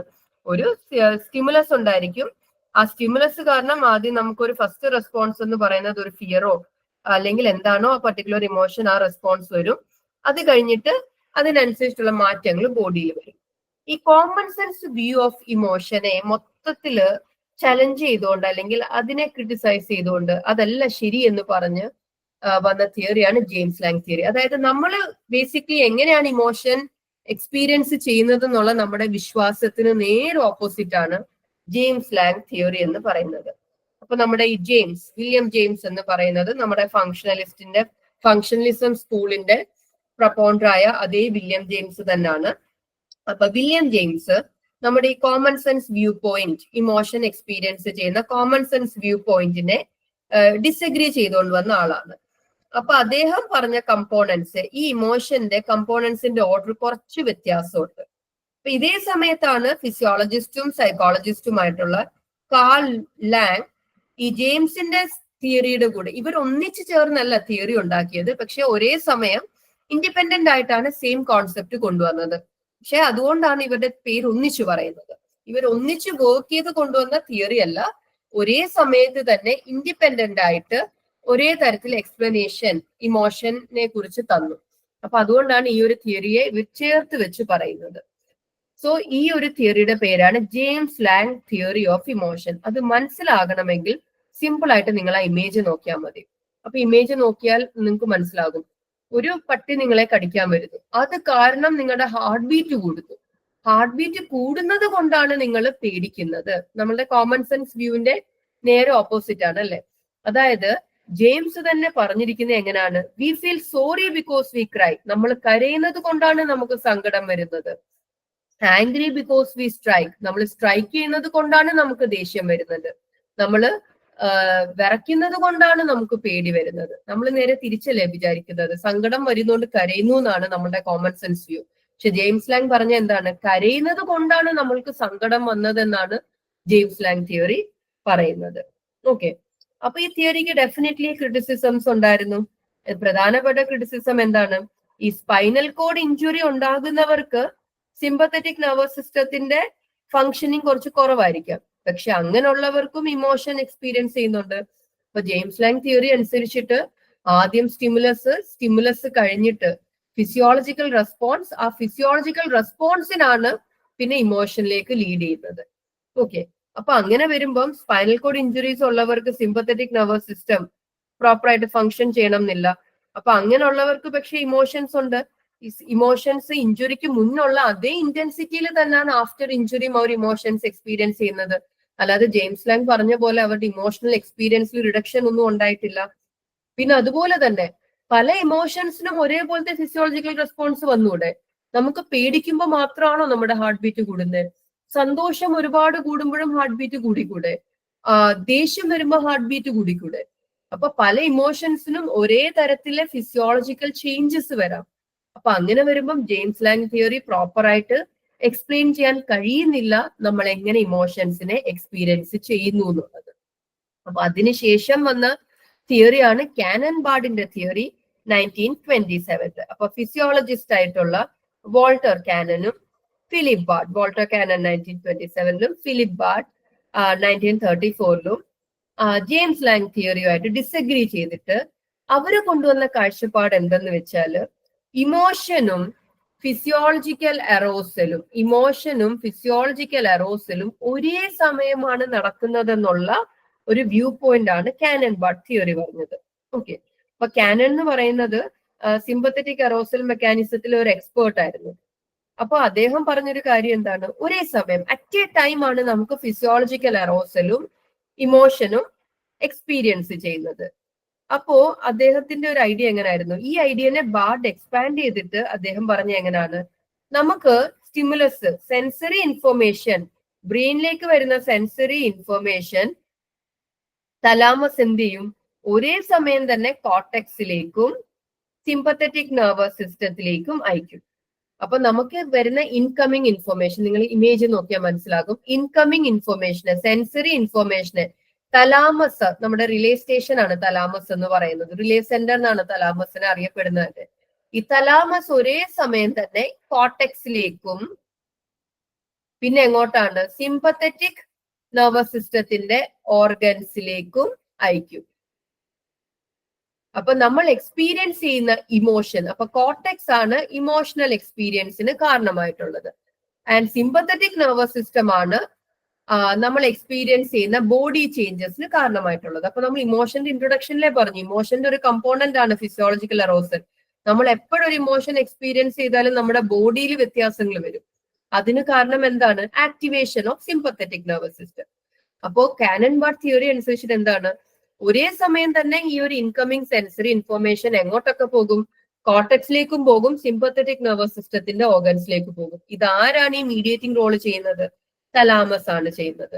അപ്പോ ഈ തിയറി അനുസരിച്ചിട്ട് നമ്മള് ഭയം കാരണം ഉണ്ടാകുന്ന ഹാർട്ട് ബീറ്റ് കൂടുന്ന തരത്തിലെ ഫിസിയോളജിക്കൽ അറോസലും ഒരേ സമയം അറ്റ് എ ടൈം ആണ് ഉണ്ടാകുന്നത്. നമ്മളുടെ ജെയിംസ് ലാങ് തിയറി പറഞ്ഞ എന്താണ്? ആദ്യം നമ്മുടെ ഫിസിയോളജിക്കൽ റെസ്പോൺസ് ആണ്, അതിനനുസൃതമായ ഇമോഷൻ ആണ് നമ്മൾ എക്സ്പീരിയൻസ് ചെയ്യുന്നത് എന്നാണ്. ഇതെന്താ പറഞ്ഞത്? ഒരേ സമയം ഫിസിയോളജിക്കൽ അറോസലും ഇമോഷന്റെ എക്സ്പീരിയൻസും ഉണ്ട്. ഒന്നിനു പുറകെ അല്ല മറ്റൊന്നാണ് പറഞ്ഞത്. ഓക്കെ, അപ്പൊ കാനൻബാർഡ് തിയറിക്ക് എന്തുണ്ടായിരുന്നു? ക്രിറ്റിസിസംസ് ഉണ്ടായിരുന്നു. അപ്പൊ ഇതിന്റെ ഒരു മെയിൻ ക്രിറ്റിസിസം എന്ന് പറയുന്നത് ലാഷ്ലെ പോയിന്റ് ഔട്ട് ചെയ്ത, ലാഷ്ലെ മുന്നോട്ട് വെച്ച ഒരു ക്രിറ്റിസിസം ആയിരുന്നു. ലാഷ്ലെ മുന്നോട്ട് വെച്ച ക്രിറ്റിസിസം എന്തെന്ന് വെച്ചാല്, തലാമസ് വളരെയധികം സോഫിസ്റ്റിക്കേറ്റഡ് ആയിരിക്കണം. എന്നാലല്ലേ തലാമസിന് ഈ വരുന്ന ഓരോന്നും മനസ്സിലാക്കി അതിന്റെ പ്രോപ്പർ ആയിട്ടുള്ള, നമ്മുടെ കോർട്ടെക്സിൽ ഇമോഷൻ, ഓരോ തരത്തിലെ ഇമോഷൻ എക്സ്പീരിയൻസ് ചെയ്യാനും ഓരോ ഏരിയാസ് ഉണ്ട്. അപ്പൊ ആ പ്രോപ്പർ ഏരിയസിലേക്ക് തലാമസിന് ഇൻഫർമേഷനെ കൊടുക്കാൻ കഴിയണം. എന്നാലല്ലേ ഫിസിയോളജിക്കൽ അറോസലും അതിനോട് ചേരുന്ന ഇമോഷനും നമ്മൾ ഒരേ സമയം എക്സ്പീരിയൻസ് ചെയ്യത്തുള്ളൂ. അപ്പൊ ഇത് അത്രത്തോളം എന്തല്ല, സോഫിസ്റ്റിക്കേറ്റഡ് അല്ല തലാമസ് എന്ന് പറയുന്നത്. അതുപോലെ തന്നെ ഈ ഒരു സ്പൈനൽ കോഡ് ഇഞ്ചുറി സംഭവിച്ചിട്ടുള്ള പേഷ്യൻസിനെ പഠിക്കുമ്പോഴും എന്താണ് കണ്ടെത്തിയത്? സിമ്പത്തറ്റിക് ഓർഗൻസിൽ നിന്നുള്ള ഇൻപുട്ട് ഇല്ലാതെയും ഇമോഷൻ എക്സ്പീരിയൻസ് ചെയ്യുന്നുണ്ട്. അപ്പൊ ദാറ്റ് മീൻസ് ഇതിൽ നിന്നുള്ള ഫീഡ്ബാക്ക് ഇമ്പോർട്ടന്റ് അല്ല. അപ്പൊ നമുക്ക് മൊത്തത്തില് ഇത് വെച്ചോണ്ട് മാത്രം ഇമോഷൻ എക്സ്പീരിയൻസ് ചെയ്യുന്നത് എങ്ങനെയെന്നുള്ളത് നമുക്ക് കൃത്യമായിട്ട് പറയാൻ സാധിക്കില്ല എന്നുള്ള ഒരു അവസ്ഥ വന്നു. അങ്ങനെയാണ് നമ്മുടെ മൂന്നാമത്തെ തിയറി വരുന്നത്, സാഷർ സിംഗർ തിയറി എന്ന് പറയുന്നത്. ഈ സാഷർ സിംഗർ തിയറിക്ക് നിങ്ങൾക്ക് പല പേരുകൾ കാണാം. ഒന്നാമത്തെ പേരാണ് കോഗ്നിറ്റീവ് അറോസൽ തിയറി എന്നും പറയും. സാഷർ സിംഗർ തിയറിയെ തന്നെയാണ് കോഗ്നിറ്റീവ് അറോസൽ തിയറി എന്ന് പറയുന്നത്. ഇത് കൂടാതെ മറ്റൊരു പേരുകൂടെ, two factor theory of emotion. അപ്പൊ ഇങ്ങനെ രണ്ട് പേരും കൂടെ ഉണ്ട് സാഷർ സിംഗർ തിയറിക്ക്, two factor theory of emotion, cognitive arousal theory.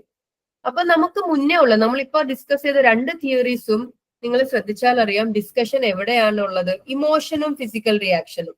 Emotion, physiological arousal, ഇതിനെ ബേസ് ചെയ്തുകൊണ്ടുള്ള ഡിസ്കഷൻസ് ആണ്. പക്ഷേ ഇതിനകത്ത് നമ്മൾ കൊടുക്കുന്ന ഒരു ഇന്റർപ്രിട്ടേഷൻ ഇല്ലേ, ആ ഒരു ആസ്പെക്ട് ഒട്ടും തന്നെ ടച്ച് ആയിട്ടില്ല. അപ്പൊ നമ്മൾ ഒരു സിറ്റുവേഷന് കൊടുക്കുന്ന ഇന്റർപ്രിട്ടേഷൻ അത് ഇമ്പോർട്ടന്റ് ആണ്.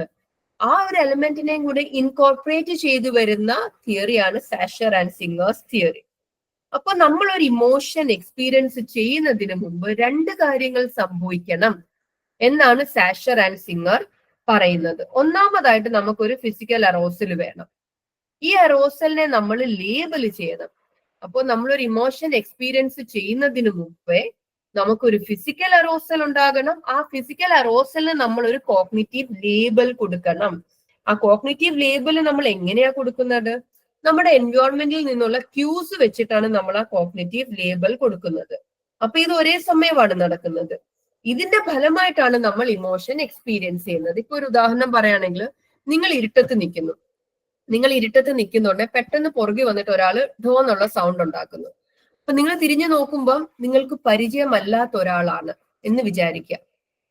അവിടെ നിങ്ങൾ എക്സ്പീരിയൻസ് ചെയ്യുന്ന ഇമോഷൻ എന്താണെന്നൊന്ന് ചിന്തിച്ചു നോക്കുക. ഇതേ സിറ്റുവേഷൻ തന്നെ, നിങ്ങൾ ഇരുട്ടത്ത് നിൽക്കുന്നു, പുറകിൽ നിന്ന് ഒരാൾ വന്ന് ഢോ വെക്കുന്നു, നിങ്ങൾ തിരിഞ്ഞു നോക്കുമ്പോൾ നിങ്ങളുടെ ബെസ്റ്റ് ഫ്രണ്ട് ആണ് പുറകില്. അവിടെ നിങ്ങൾ എക്സ്പീരിയൻസ് ചെയ്യുന്ന ഇമോഷൻ എന്താന്ന് നോക്കുക. അപ്പൊ നിങ്ങൾ ആലോചിച്ച് കഴിഞ്ഞാൽ സെനേറിയോ സെയിമാ. ആദ്യത്തെ കേസിനകത്ത് നിങ്ങൾ കൊടുക്കുന്ന ലേബൽ ഡിഫറെന്റ് ആയിരിക്കാം, അല്ലെ? അറിയാൻ വയ്യാത്ത ഒരാൾ ഢോ വെച്ചു, അപ്പൊ ഇയാള് എന്തായിരിക്കാം ചെയ്യാൻ പോകുന്നത്? അപ്പൊ നിങ്ങൾ ആ എൻവയോൺമെന്റിൽ നിന്നുള്ള ക്യൂസ് വെച്ചുകൊണ്ട് നിങ്ങൾ കൊടുക്കുന്ന ലേബൽ സ്കെയറി എന്നായിരിക്കും. അത് കാരണം നിങ്ങൾ എക്സ്പീരിയൻസ് ചെയ്യുന്ന ഇമോഷൻ എന്തായിരിക്കാം? ഫിയർ ആയിരിക്കാം. രണ്ടാമത്തെ കേസിൽ നിങ്ങൾ കൊടുക്കുന്ന ലേബലിംഗ് ഡിഫറെന്റ് ആകാം. അപ്പൊ നമ്മൾ എപ്പോഴും ഇമോഷൻ എക്സ്പീരിയൻസ് ചെയ്യുന്നത് എങ്ങനെയാണ്? നമുക്കൊരു ഫിസിയോളജിക്കൽ അറോസൽ ഉണ്ടാകും. നമ്മൾ അറോസൽ ഉണ്ടാകുമ്പോൾ നമ്മളുടെ ചുറ്റുമുള്ള എൻവയോൺമെന്റിൽ നമ്മൾ നോക്കും എന്താണ് അറോസലിന് കാരണം എന്നുള്ള എക്സ്പ്ലനേഷൻ കൊടുക്കാൻ സാധിക്കും എന്നുള്ളത്. ആ എക്സ്പ്ലനേഷൻ ഡിറ്റർമൈൻ ചെയ്യും എന്ത് ഇമോഷൻ ആണ് നമ്മൾ എക്സ്പീരിയൻസ് ചെയ്യുന്നത് എന്നുള്ള ആ ഒരു എക്സ്പീരിയൻസ് ചെയ്യുന്നത് എന്നുള്ള കൺക്ലൂഷനിലേക്ക് വരുന്നത്. അപ്പൊ നിങ്ങളൊരു ഡോഗിനെ കാണുമ്പോൾ നിങ്ങളുടെ ഹാർട്ട് ബീറ്റ് കൂടും. അപ്പൊ അതേസമയം നിങ്ങളുടെ ലേബലിംഗ് കൊടുക്കുവാണ്, ഈ ഡോഗ് എന്നെ കടിക്കാൻ വരും, എനിക്ക് പേടിയാകുന്നു എന്നുള്ള ലേബലിംഗ്. ആ സിറ്റുവേഷന് കൊടുക്കുന്ന ലേബലിംഗ് ആണ് നിങ്ങൾക്ക് ഫിയർ എന്നുള്ള റെസ്പോൺസിലേക്ക് നിങ്ങൾ എത്തുന്നത് എന്നാണ് സാഷർ സിംഗർ തിയറി പറയുന്നത്. ഓക്കെ, അപ്പൊ ആ 4 തിയറീസും കൂടെ ഒന്നിച്ചൊന്ന് ഒരു സ്ലൈഡിൽ ആക്കിയിരിക്കുകയാണ് നിങ്ങൾക്ക് ഒന്നുകൂടെ ഒന്ന് മനസ്സിലാക്കാൻ. നമ്മുടെ കോമൺ സെൻസ് വ്യൂ പോയിന്റ് അനുസരിച്ചിട്ട് എന്താണ് ഒരു സ്റ്റിമുലസ്, ആ സ്റ്റിമുലസിനോട് നിങ്ങൾക്ക് ഒരു എക്സ്പീരിയൻസ് ഉണ്ടാകുന്നു. ആ എക്സ്പീരിയൻസ് കാരണം ഒരു ബോഡി റെസ്പോൺസ്. അപ്പൊ ഒരു പട്ടി കടിക്കാൻ വരുന്നു, അത് കാണുമ്പോൾ നിങ്ങൾ പേടിക്കുന്നു, ആ പേടി കാരണം നിങ്ങളുടെ ഹാർട്ട് ബീറ്റ് കൂടുകയും ഒക്കെ ചെയ്യുന്നു. അപ്പൊ നിങ്ങൾ എന്താണ് പറയുന്നത്? നിങ്ങൾക്ക് പേടിയാകുന്നു അല്ലെ? ഇനിയും ജെയിംസ് ലാങ് ആണെങ്കിൽ എന്താ പറയുന്നത്? നേരെ തിരിച്ചാണ് അല്ലെ? നിങ്ങൾക്ക് പേടി, നിങ്ങളൊരു പട്ടി അല്ലെങ്കിൽ വൂൾഫിനെ കാണുന്നു, നിങ്ങളുടെ ഹാർട്ട് ബീറ്റ് കൂടുന്നു, ആ ഹാർട്ട് ബീറ്റ് കൂടുന്നത് കാരണം നിങ്ങൾക്ക് പേടിയായിട്ട് തോന്നുന്നു, നിങ്ങൾ പേടിയാണ് എക്സ്പീരിയൻസ് ചെയ്യുന്നത്. അപ്പം ബോഡി റെസ്പോൺസ് ആണ് ആദ്യം. കാനൻബാർഡ് പറയുന്നത് എന്താണ്? ബോഡി റെസ്പോൺസും ഇമോഷന്റെ എക്സ്പീരിയൻസും ഇതാ നോക്കിയ ഒരേ സമയമാണ്. അപ്പൊ ഒരു വൂൾഫിനെ കാണുന്നു, നിങ്ങൾ ഒരേ സമയം തന്നെ നിങ്ങളുടെ ഹാർട്ട് ബീറ്റും കൂടുന്നു ആൻഡ് നിങ്ങൾക്ക് പേടിയും തോന്നുന്നു. സാഷർ ആൻഡ് സിംഗർ തിയറി പറയുന്നത് എന്താണ്? നിങ്ങളുടെ ഹാർട്ട് ബീറ്റ് കൂടിയപ്പോൾ നിങ്ങൾ ഒരു ഇന്റർപ്രിട്ടേഷൻ ക്യൂസ് നോക്കുന്നു, എന്തുകൊണ്ട് എന്റെ ഹാർട്ട് ബീറ്റ് കൂടി? അപ്പൊ ഇത് ഒരേ സമയം സംഭവിക്കുന്നു. അപ്പൊ നിങ്ങൾ നോക്കുമ്പോൾ ഒരു വൂൾഫ് കടിക്കാൻ വരുന്നു, അപ്പൊ നിങ്ങൾ എന്ത് ഇമോഷൻ എക്സ്പീരിയൻസ് ചെയ്യും? ഫിയർ എന്നുള്ള ഇമോഷൻ എക്സ്പീരിയൻസ് ചെയ്യും. ഈ സ്ലൈഡ് നോക്കിക്കഴിഞ്ഞാൽ ആ 4 തിയറിയുടെയും കൂടെ ഒരു കമ്പാരിസൺ ആണ്. അപ്പൊ നിങ്ങൾക്ക് കുറച്ചുകൂടെ വേഗം രജിസ്റ്റർ ആകാൻ എളുപ്പം ഉണ്ടാകും. ഇനിയും അടുത്ത ഒരു തിയറിയാണ് ഫേഷ്യൽ ഫീഡ്ബാക്ക് ഹൈപ്പോത്തസിസ്. ഈ ഒരു കോൺസെപ്റ്റിന്റെ ഫേഷ്യൽ ഫീഡ്ബാക്ക് ഹൈപ്പോത്തസിസിന്റെ റൂട്ട് എന്ന് പറയുന്നത് ചാൾസ് ഡാർവിന്റെ കോൺസെപ്റ്റിലാണ്. അപ്പൊ ചാൾസ് ഡാർവിൻ 1898 അദ്ദേഹം എഴുതിയ ഒരു ബുക്ക് ഉണ്ട്, the expression of the emotions in man and animals. ഈ ബുക്കിൽ ചാൾസ് ഡാർവിൻ സ്റ്റേറ്റ് ചെയ്ത ഒരു ഫാക്ട് ഉണ്ട്. ഫേഷ്യൽ എക്സ്പ്രഷൻ എന്ന് പറയുന്നത് നമ്മളുടെ ഇന്റൻഷൻസിനെ കമ്മ്യൂണിക്കേറ്റ് ചെയ്യാനുള്ള ഒരു മാർഗമാണ്. നമ്മുടെ ഇന്റൻഷൻസ് പറയുമ്പം ഒന്നെങ്കിൽ നമ്മൾ ഒരാളെ പേടിപ്പിക്കാൻ നോക്കുന്നു, അല്ലെങ്കിൽ നമുക്ക് ഭയമുണ്ട്. അപ്പൊ ഇങ്ങനത്തെ നമ്മുടെ ഇന്റൻഷൻസിനെ കമ്മ്യൂണിക്കേറ്റ് ചെയ്യാൻ വേണ്ടിയിട്ട് ഇവോൾവ് ആയിട്ട് വന്നതാണ് ഫേഷ്യൽ എക്സ്പ്രഷൻസ്. അപ്പൊ അതുകൊണ്ട് തന്നെ ഇത് എന്താണ്? സ്പീഷീസിൽ യൂണിവേഴ്സൽ ആണ്. അപ്പൊ നമ്മൾ ഇമോഷൻസിനെ കുറിച്ചൊക്കെ പഠിക്കുമ്പോൾ ചില റിസർച്ച് പറയാറുണ്ട് ഇമോഷൻസ് കൾച്ചർ സ്പെസിഫിക് ആണ്, ചില ഇമോഷൻസ് കൾച്ചറിനനുസരിച്ച് മാറാം എന്നൊക്കെ. പക്ഷെ ചാൾസ് ഡാർവിൻ പറയുന്നത് എന്താ? ഇമോഷൻസ് എന്ന് പറയുന്നത് എന്തിനു വേണ്ടിയിട്ട് ഇവോൾവ് ആയി വന്നതാണ്? നമ്മുടെ ഇന്റൻഷൻസിനെ കമ്മ്യൂണിക്കേറ്റ് ചെയ്യാൻ വേണ്ടി വന്നതാണ്. അതുകൊണ്ട് തന്നെ ഈ ഒരു ഇമോഷൻസിന്റെ എക്സ്പ്രഷൻ എന്താണ്? എല്ലാ സ്പീഷീസിലും ഒരുപോലാണെന്നുള്ളതാണ് ചാൾസ് ഡാർവിന്റെ ഒരു കൺസെപ്ച്വലൈസേഷൻ. ഇതിനെ ബേസ് ചെയ്തുകൊണ്ട് ഇതിൽ റൂട്ടഡ് ആയിട്ട് ഡെവലപ്പ് ചെയ്തെടുത്ത ഒരു ഹൈപ്പോത്തസിസ് ആണ് ഫേഷ്യൽ ഫീഡ്ബാക്ക് ഹൈപ്പോത്തസിസ്. ആൻഡ് ഇതിലേക്ക് കൂടുതലായിട്ട് ആഡ് ഓൺ ചെയ്ത് ഐഡിയനെ എക്സ്പാൻഡ് ചെയ്ത സൈക്കോളജിസ്റ്റ് ആണ് കാരൽ ഇസാർഡ്.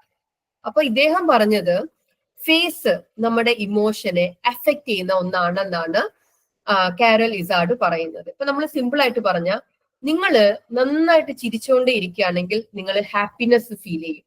അപ്പൊ നിങ്ങളുടെ ഫേസിലുള്ള എക്സ്പ്രഷൻസ് നിങ്ങൾ എക്സ്പീരിയൻസ് ചെയ്യുന്ന ഇമോഷനെ ഇൻഫ്ലുവൻസ് ചെയ്യും എന്നാണ് പറയുന്നത്. അപ്പൊ നിങ്ങളുടെ ഫേസ് നിങ്ങളുടെ ഇമോഷൻ എക്സ്പീരിയൻസിനെ എഫക്ട് ചെയ്യും. അപ്പൊ എന്താണ് ഇസാർഡ് പറഞ്ഞതെന്ന് വെച്ചാല്, ഇമോഷണൽ ആക്ടിവിറ്റി എന്ത് ചെയ്യും? നമ്മുടെ ഫേഷ്യൽ എക്സ്പ്രഷൻസ് ഒന്ന് ഇന്നേറ്റ് ആണെന്നാണ് ഡാർവിന്റെ കോൺസെപ്റ്റ്. അതിനെയാണ് ഇവര് ഡീറ്റെയിൽ ചെയ്ത് ഇലാബറേറ്റ് ചെയ്തത്. അപ്പൊ നമ്മളുടെ ഇമോഷണൽ ആക്ടിവിറ്റി എന്ത് ചെയ്യും? ഇന്നേറ്റ്ലി പ്രോഗ്രാംഡ് ആയിട്ടുള്ള ഫേഷ്യൽ എക്സ്പ്രഷൻസിൽ മാറ്റങ്ങൾ വരുത്തും എന്നാണ് പറയുന്നത്. അപ്പൊ ഈ ഫേസിലുള്ള മാറ്റം നമ്മുടെ ബ്രെയിൻ എന്ത് ചെയ്യും? ഈ ഫേസിലുള്ള മാറ്റങ്ങളെയാണ് നമ്മുടെ ബ്രെയിൻ ക്യൂ ആയിട്ട് എടുത്തിട്ട് നമ്മൾ എന്ത് ഇമോഷൻ ആണ് എക്സ്പീരിയൻസ് ചെയ്യുന്നതെന്നുള്ള ഒരു പെർസെപ്ഷൻ ബ്രെയിനിന് കിട്ടുന്നത്. അപ്പൊ ഫേഷ്യൽ ഫീഡ്ബാക്ക്, ഫേസിൽ നിന്നുള്ള സെൻസേഷന്റെ ക്യൂ ബ്രെയിനിലേക്ക് പോയിട്ട് ബ്രെയിൻ എന്ത് തരും? എന്ത് ഇമോഷൻ ആണ് എക്സ്പീരിയൻസ് ചെയ്യുന്നതെന്നുള്ള ഒരു ഹൈപ്പോത്തസിസ് ആണ് ഫേഷ്യൽ ഫീഡ്ബാക്ക് ഹൈപ്പോത്തസിസ്. ഈ ഐഡിയനെ ഒരു ഇത്രൂടെ മുന്നോട്ട് കൊണ്ടുപോയി പോൾ എക്മാൻ എന്നുള്ള സൈക്കോളജിസ്റ്റ്. അദ്ദേഹം പറഞ്ഞ എന്താണ്? Making faces can actually cause emotion എന്ന് വെച്ചാല് നിങ്ങൾക്ക് ഇമോഷൻ എന്താ പറയാ ഫീൽ ചെയ്യാനായിട്ട് ഫേസസ് നമ്മൾ ഫേസിൽ മനഃപൂർവ്വമായിട്ട് നമ്മൾ എക്സ്പ്രഷൻസ് കൊണ്ടുവന്നാൽ നമുക്ക് ഇമോഷൻസ് കൊണ്ടുവരാം എന്നാ പറയുന്നത്.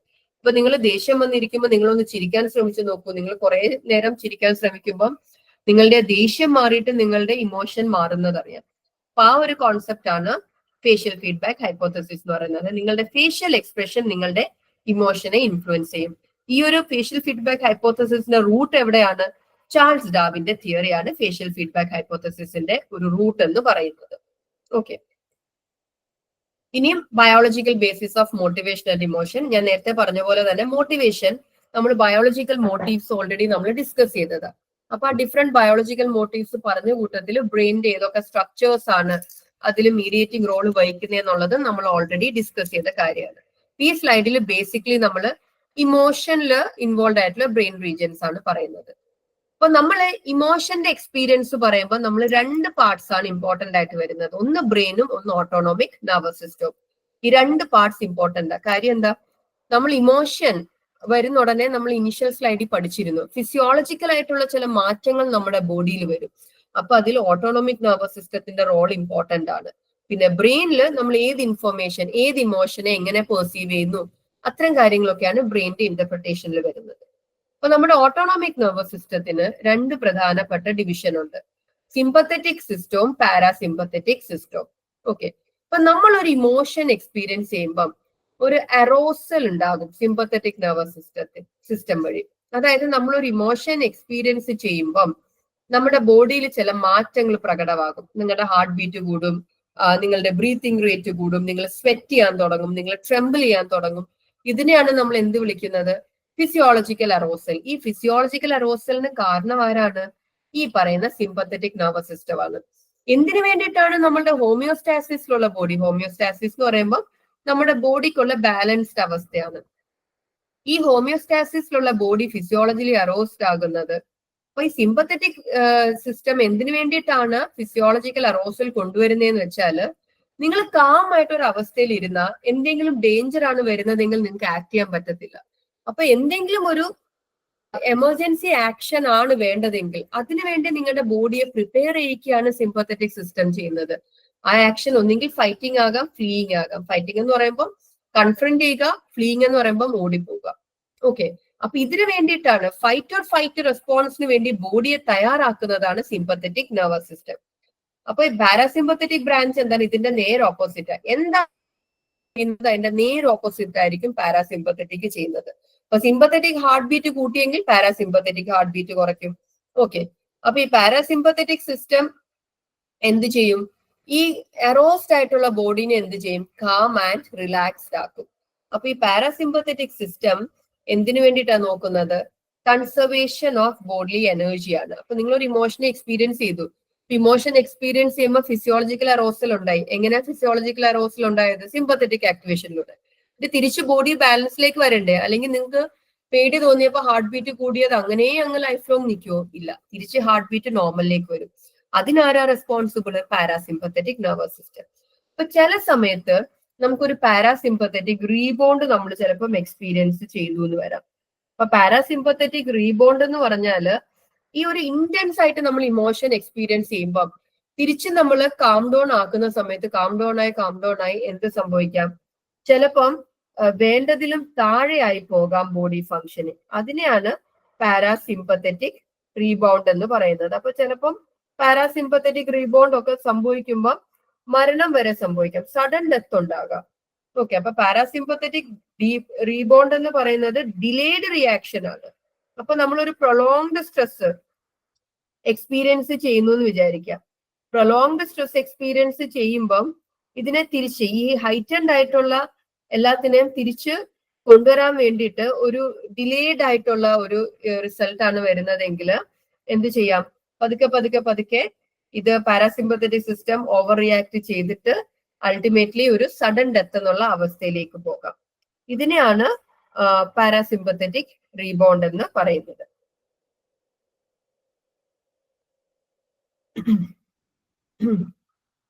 ഓക്കെ, ഇനി നമ്മുടെ ബ്രെയിനിലെ ഏതൊക്കെ സ്ട്രക്ചേഴ്സ് ആണ് ഇമോഷനിൽ ഇൻവോൾവ് ആയിരിക്കുന്നതെന്ന് നോക്കാം. അപ്പൊ ബ്രെയിനിൽ ബേസിക്കലി പറയുന്നത് പോസിറ്റീവ് ഇമോഷൻസ് ലെഫ്റ്റ് ഹെമിസ്ഫിയറിലും നെഗറ്റീവ് ഇമോഷൻസ് റൈറ്റ് ഹെമിസ്ഫിയറിലുമാണ് പ്രോസസ്സ് ചെയ്യുന്നത് എന്നാണ്. അപ്പൊ ബ്രെയിനില് ഇമോഷൻ പ്രോസസ്സിങ്ങിനെ കുറിച്ചൊക്കെ ഡീറ്റെയിൽഡ് ആയിട്ട് പഠിച്ച സൈക്കോളജിസ്റ്റ് ആണ് ലീ ഡോക്സ്.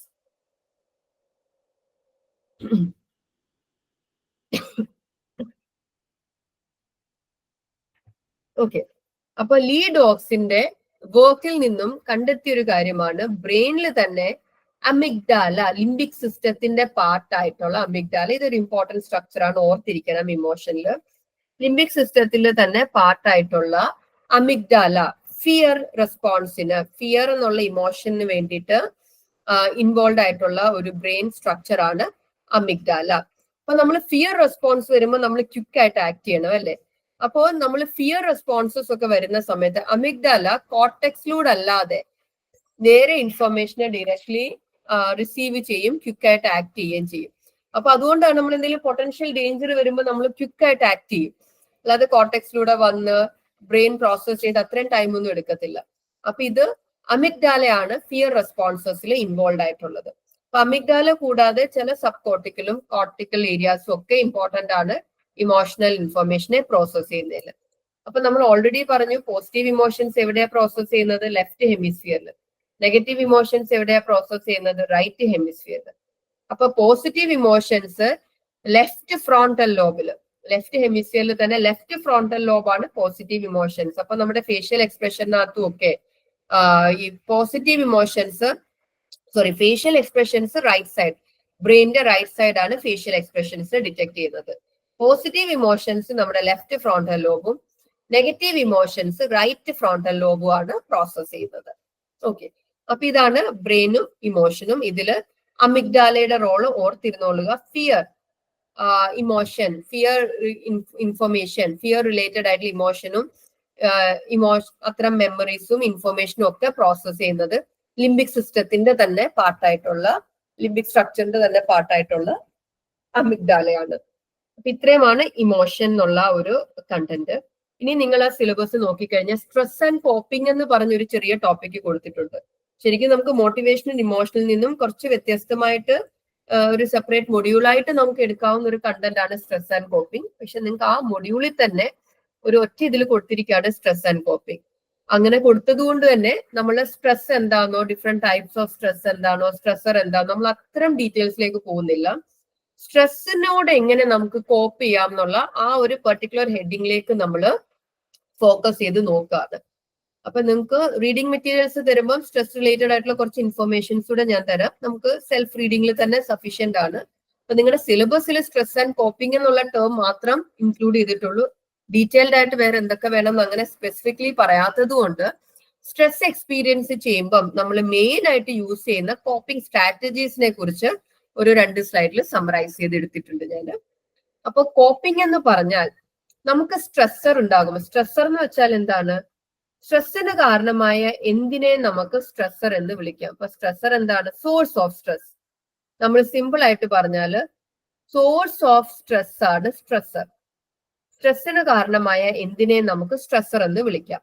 അപ്പൊ നമ്മൾക്ക് ഈ സ്ട്രെസ്സർ കാരണം അല്ലെങ്കിൽ സ്ട്രെസ് കാരണം ഉണ്ടാകുന്ന ഇഫക്ട്സിനെ മാസ്റ്റർ ചെയ്യാനോ, ടോളറേറ്റ് ചെയ്യാനോ, റെഡ്യൂസ് ചെയ്യാനോ, മിനിമൈസ് ചെയ്യാനോ ഒക്കെ ആളുകൾ എടുക്കുന്ന സ്ട്രാറ്റജീസിനെയാണ് നമ്മൾ കോപ്പിംഗ് സ്ട്രാറ്റജീസ് എന്ന് വിളിക്കുന്നത്. അപ്പൊ ഈ കോപ്പിംഗ് സ്ട്രാറ്റജീസിനകത്ത് ബിഹേവിയറൽ സ്ട്രാറ്റജീസും ഉണ്ട്, സൈക്കോളജിക്കൽ സ്ട്രാറ്റജീസും ഉണ്ട്. അപ്പൊ ചില സ്ട്രാറ്റജീസ് ബിഹേവിയറൽ ആകാം, ചില സ്ട്രാറ്റജീസ് സൈക്കോളജിക്കൽ ആകാം.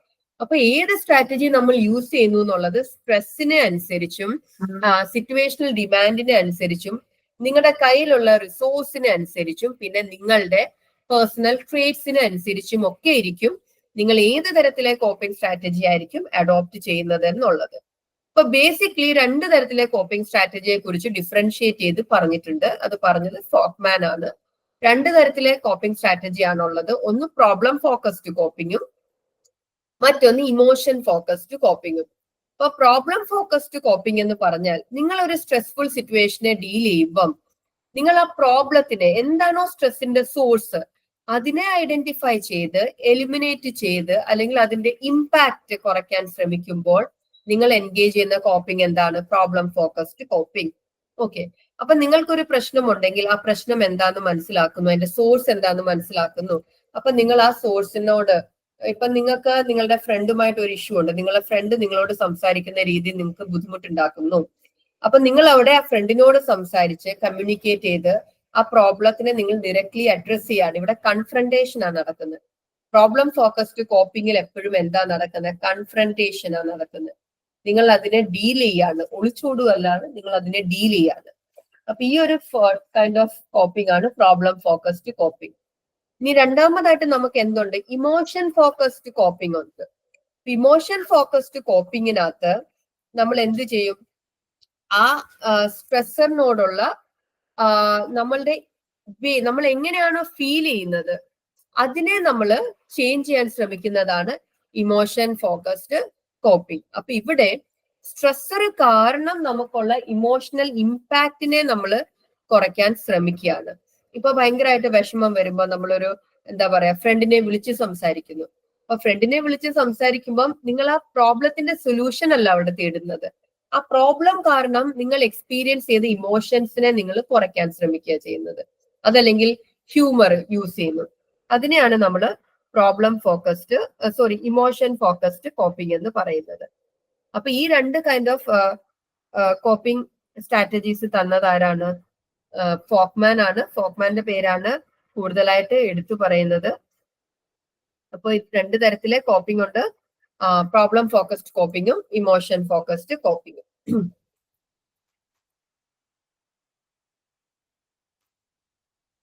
ഇനി അടുത്ത് മറ്റൊരു ക്ലാസിഫിക്കേഷൻ കൂടെ ഉണ്ട് കോപ്പിംഗ് സ്ട്രാറ്റജീസിന്റെ. ഇത് തന്നത് എൻഡ്ലർ ആൻഡ് പാർക്കർ ആണ്.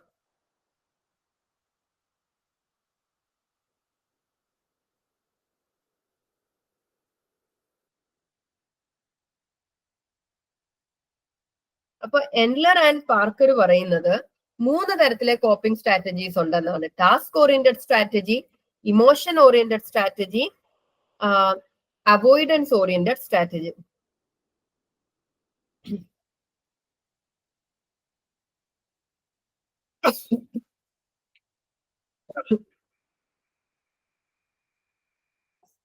ഓക്കെ, ഒന്നാമത്തെ നോക്കിയ ടാസ്ക് ഓറിയന്റഡ് സ്ട്രാറ്റജി. അപ്പൊ ടാസ്ക് ഓറിയന്റഡ് സ്ട്രാറ്റജി എന്ന് പറയുന്നത് ആ സ്ട്രെസ്ഫുൾ, നമ്മൾ മുമ്പേ പറഞ്ഞ പ്രോബ്ലം ഫോക്കസ്ഡ് സ്ട്രാറ്റജിയുമായിട്ട് ചേർന്ന് വരുന്നതാണ്. ടാസ്ക് ഓറിയന്റഡ് സ്ട്രാറ്റജി എന്ന് പറയുമ്പോൾ സ്ട്രെസ്ഫുൾ സിറ്റുവേഷനെ കുറിച്ചുള്ള ഇൻഫർമേഷനെ ഒബ്റ്റെയിൻ ചെയ്യുക, എന്നിട്ട് അതിന്റെ ആൾട്ടർനേറ്റീവ് കോഴ്സ് ഓഫ് ആക്ഷൻ എന്തൊക്കെയാണെന്നൊക്കെ നോക്കി ആക്ട് ചെയ്ത് ഡയറക്ട്ലി ആ പ്രോബ്ലത്തിൽ ആക്ട് ചെയ്ത് നമ്മൾ ആ സ്ട്രെസ്സിനെ കുറയ്ക്കാൻ ശ്രമിക്കുന്നതാണ് ടാസ്ക് ഓറിയന്റഡ് സ്ട്രാറ്റജി. ഇനി ഇമോഷൻ ഓറിയന്റഡ് സ്ട്രാറ്റജി എന്ന് പറയുന്നത് എന്താണ്? നമ്മൾ മുമ്പേ പറഞ്ഞ പോലെ നമുക്കൊരു സ്ട്രെസ്ഫുൾ സിറ്റുവേഷൻ ഉണ്ടാകുമ്പോൾ അതിനോട് ചേർന്ന് നമുക്ക് ചില ഇമോഷൻസും ഉണ്ടാകാറുണ്ട്. ആ ഇമോഷൻസിനെ കൺട്രോൾ ചെയ്യുകയും മെയിൻറ്റെയിൻ ചെയ്യാനും ശ്രമിക്കുന്നതാണ് ഇമോഷൻ ഫോക്കസ്ഡ് സ്ട്രാറ്റജി എന്ന് പറയുന്നത്.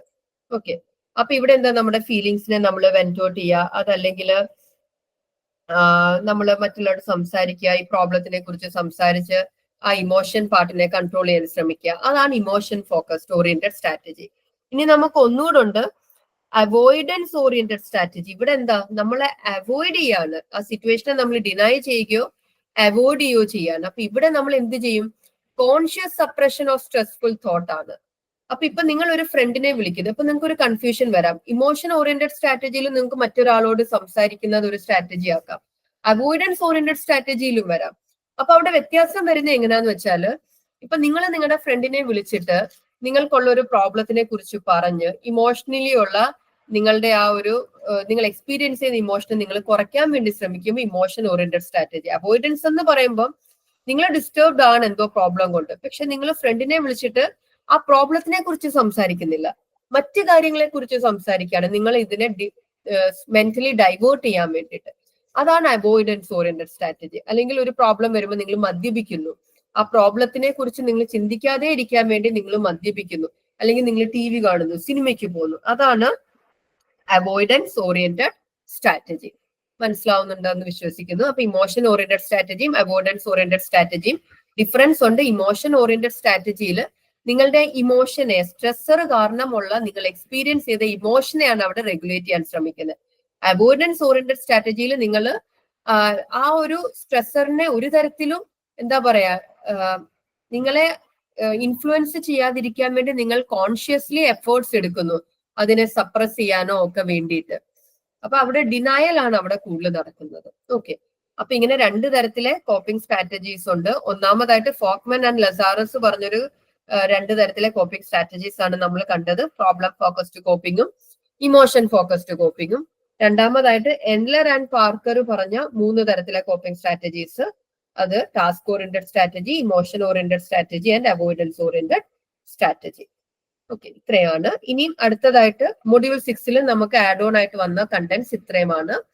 ഇത് എല്ലാവർക്കും മനസ്സിലായെന്ന് വിശ്വസിക്കുന്നു. അടുത്തതായിട്ട് മൊഡ്യൂൾ 7 2 കണ്ടന്റ് ഉണ്ട്, വെർബൽ ലേണിംഗും neurological basis of learning and memory.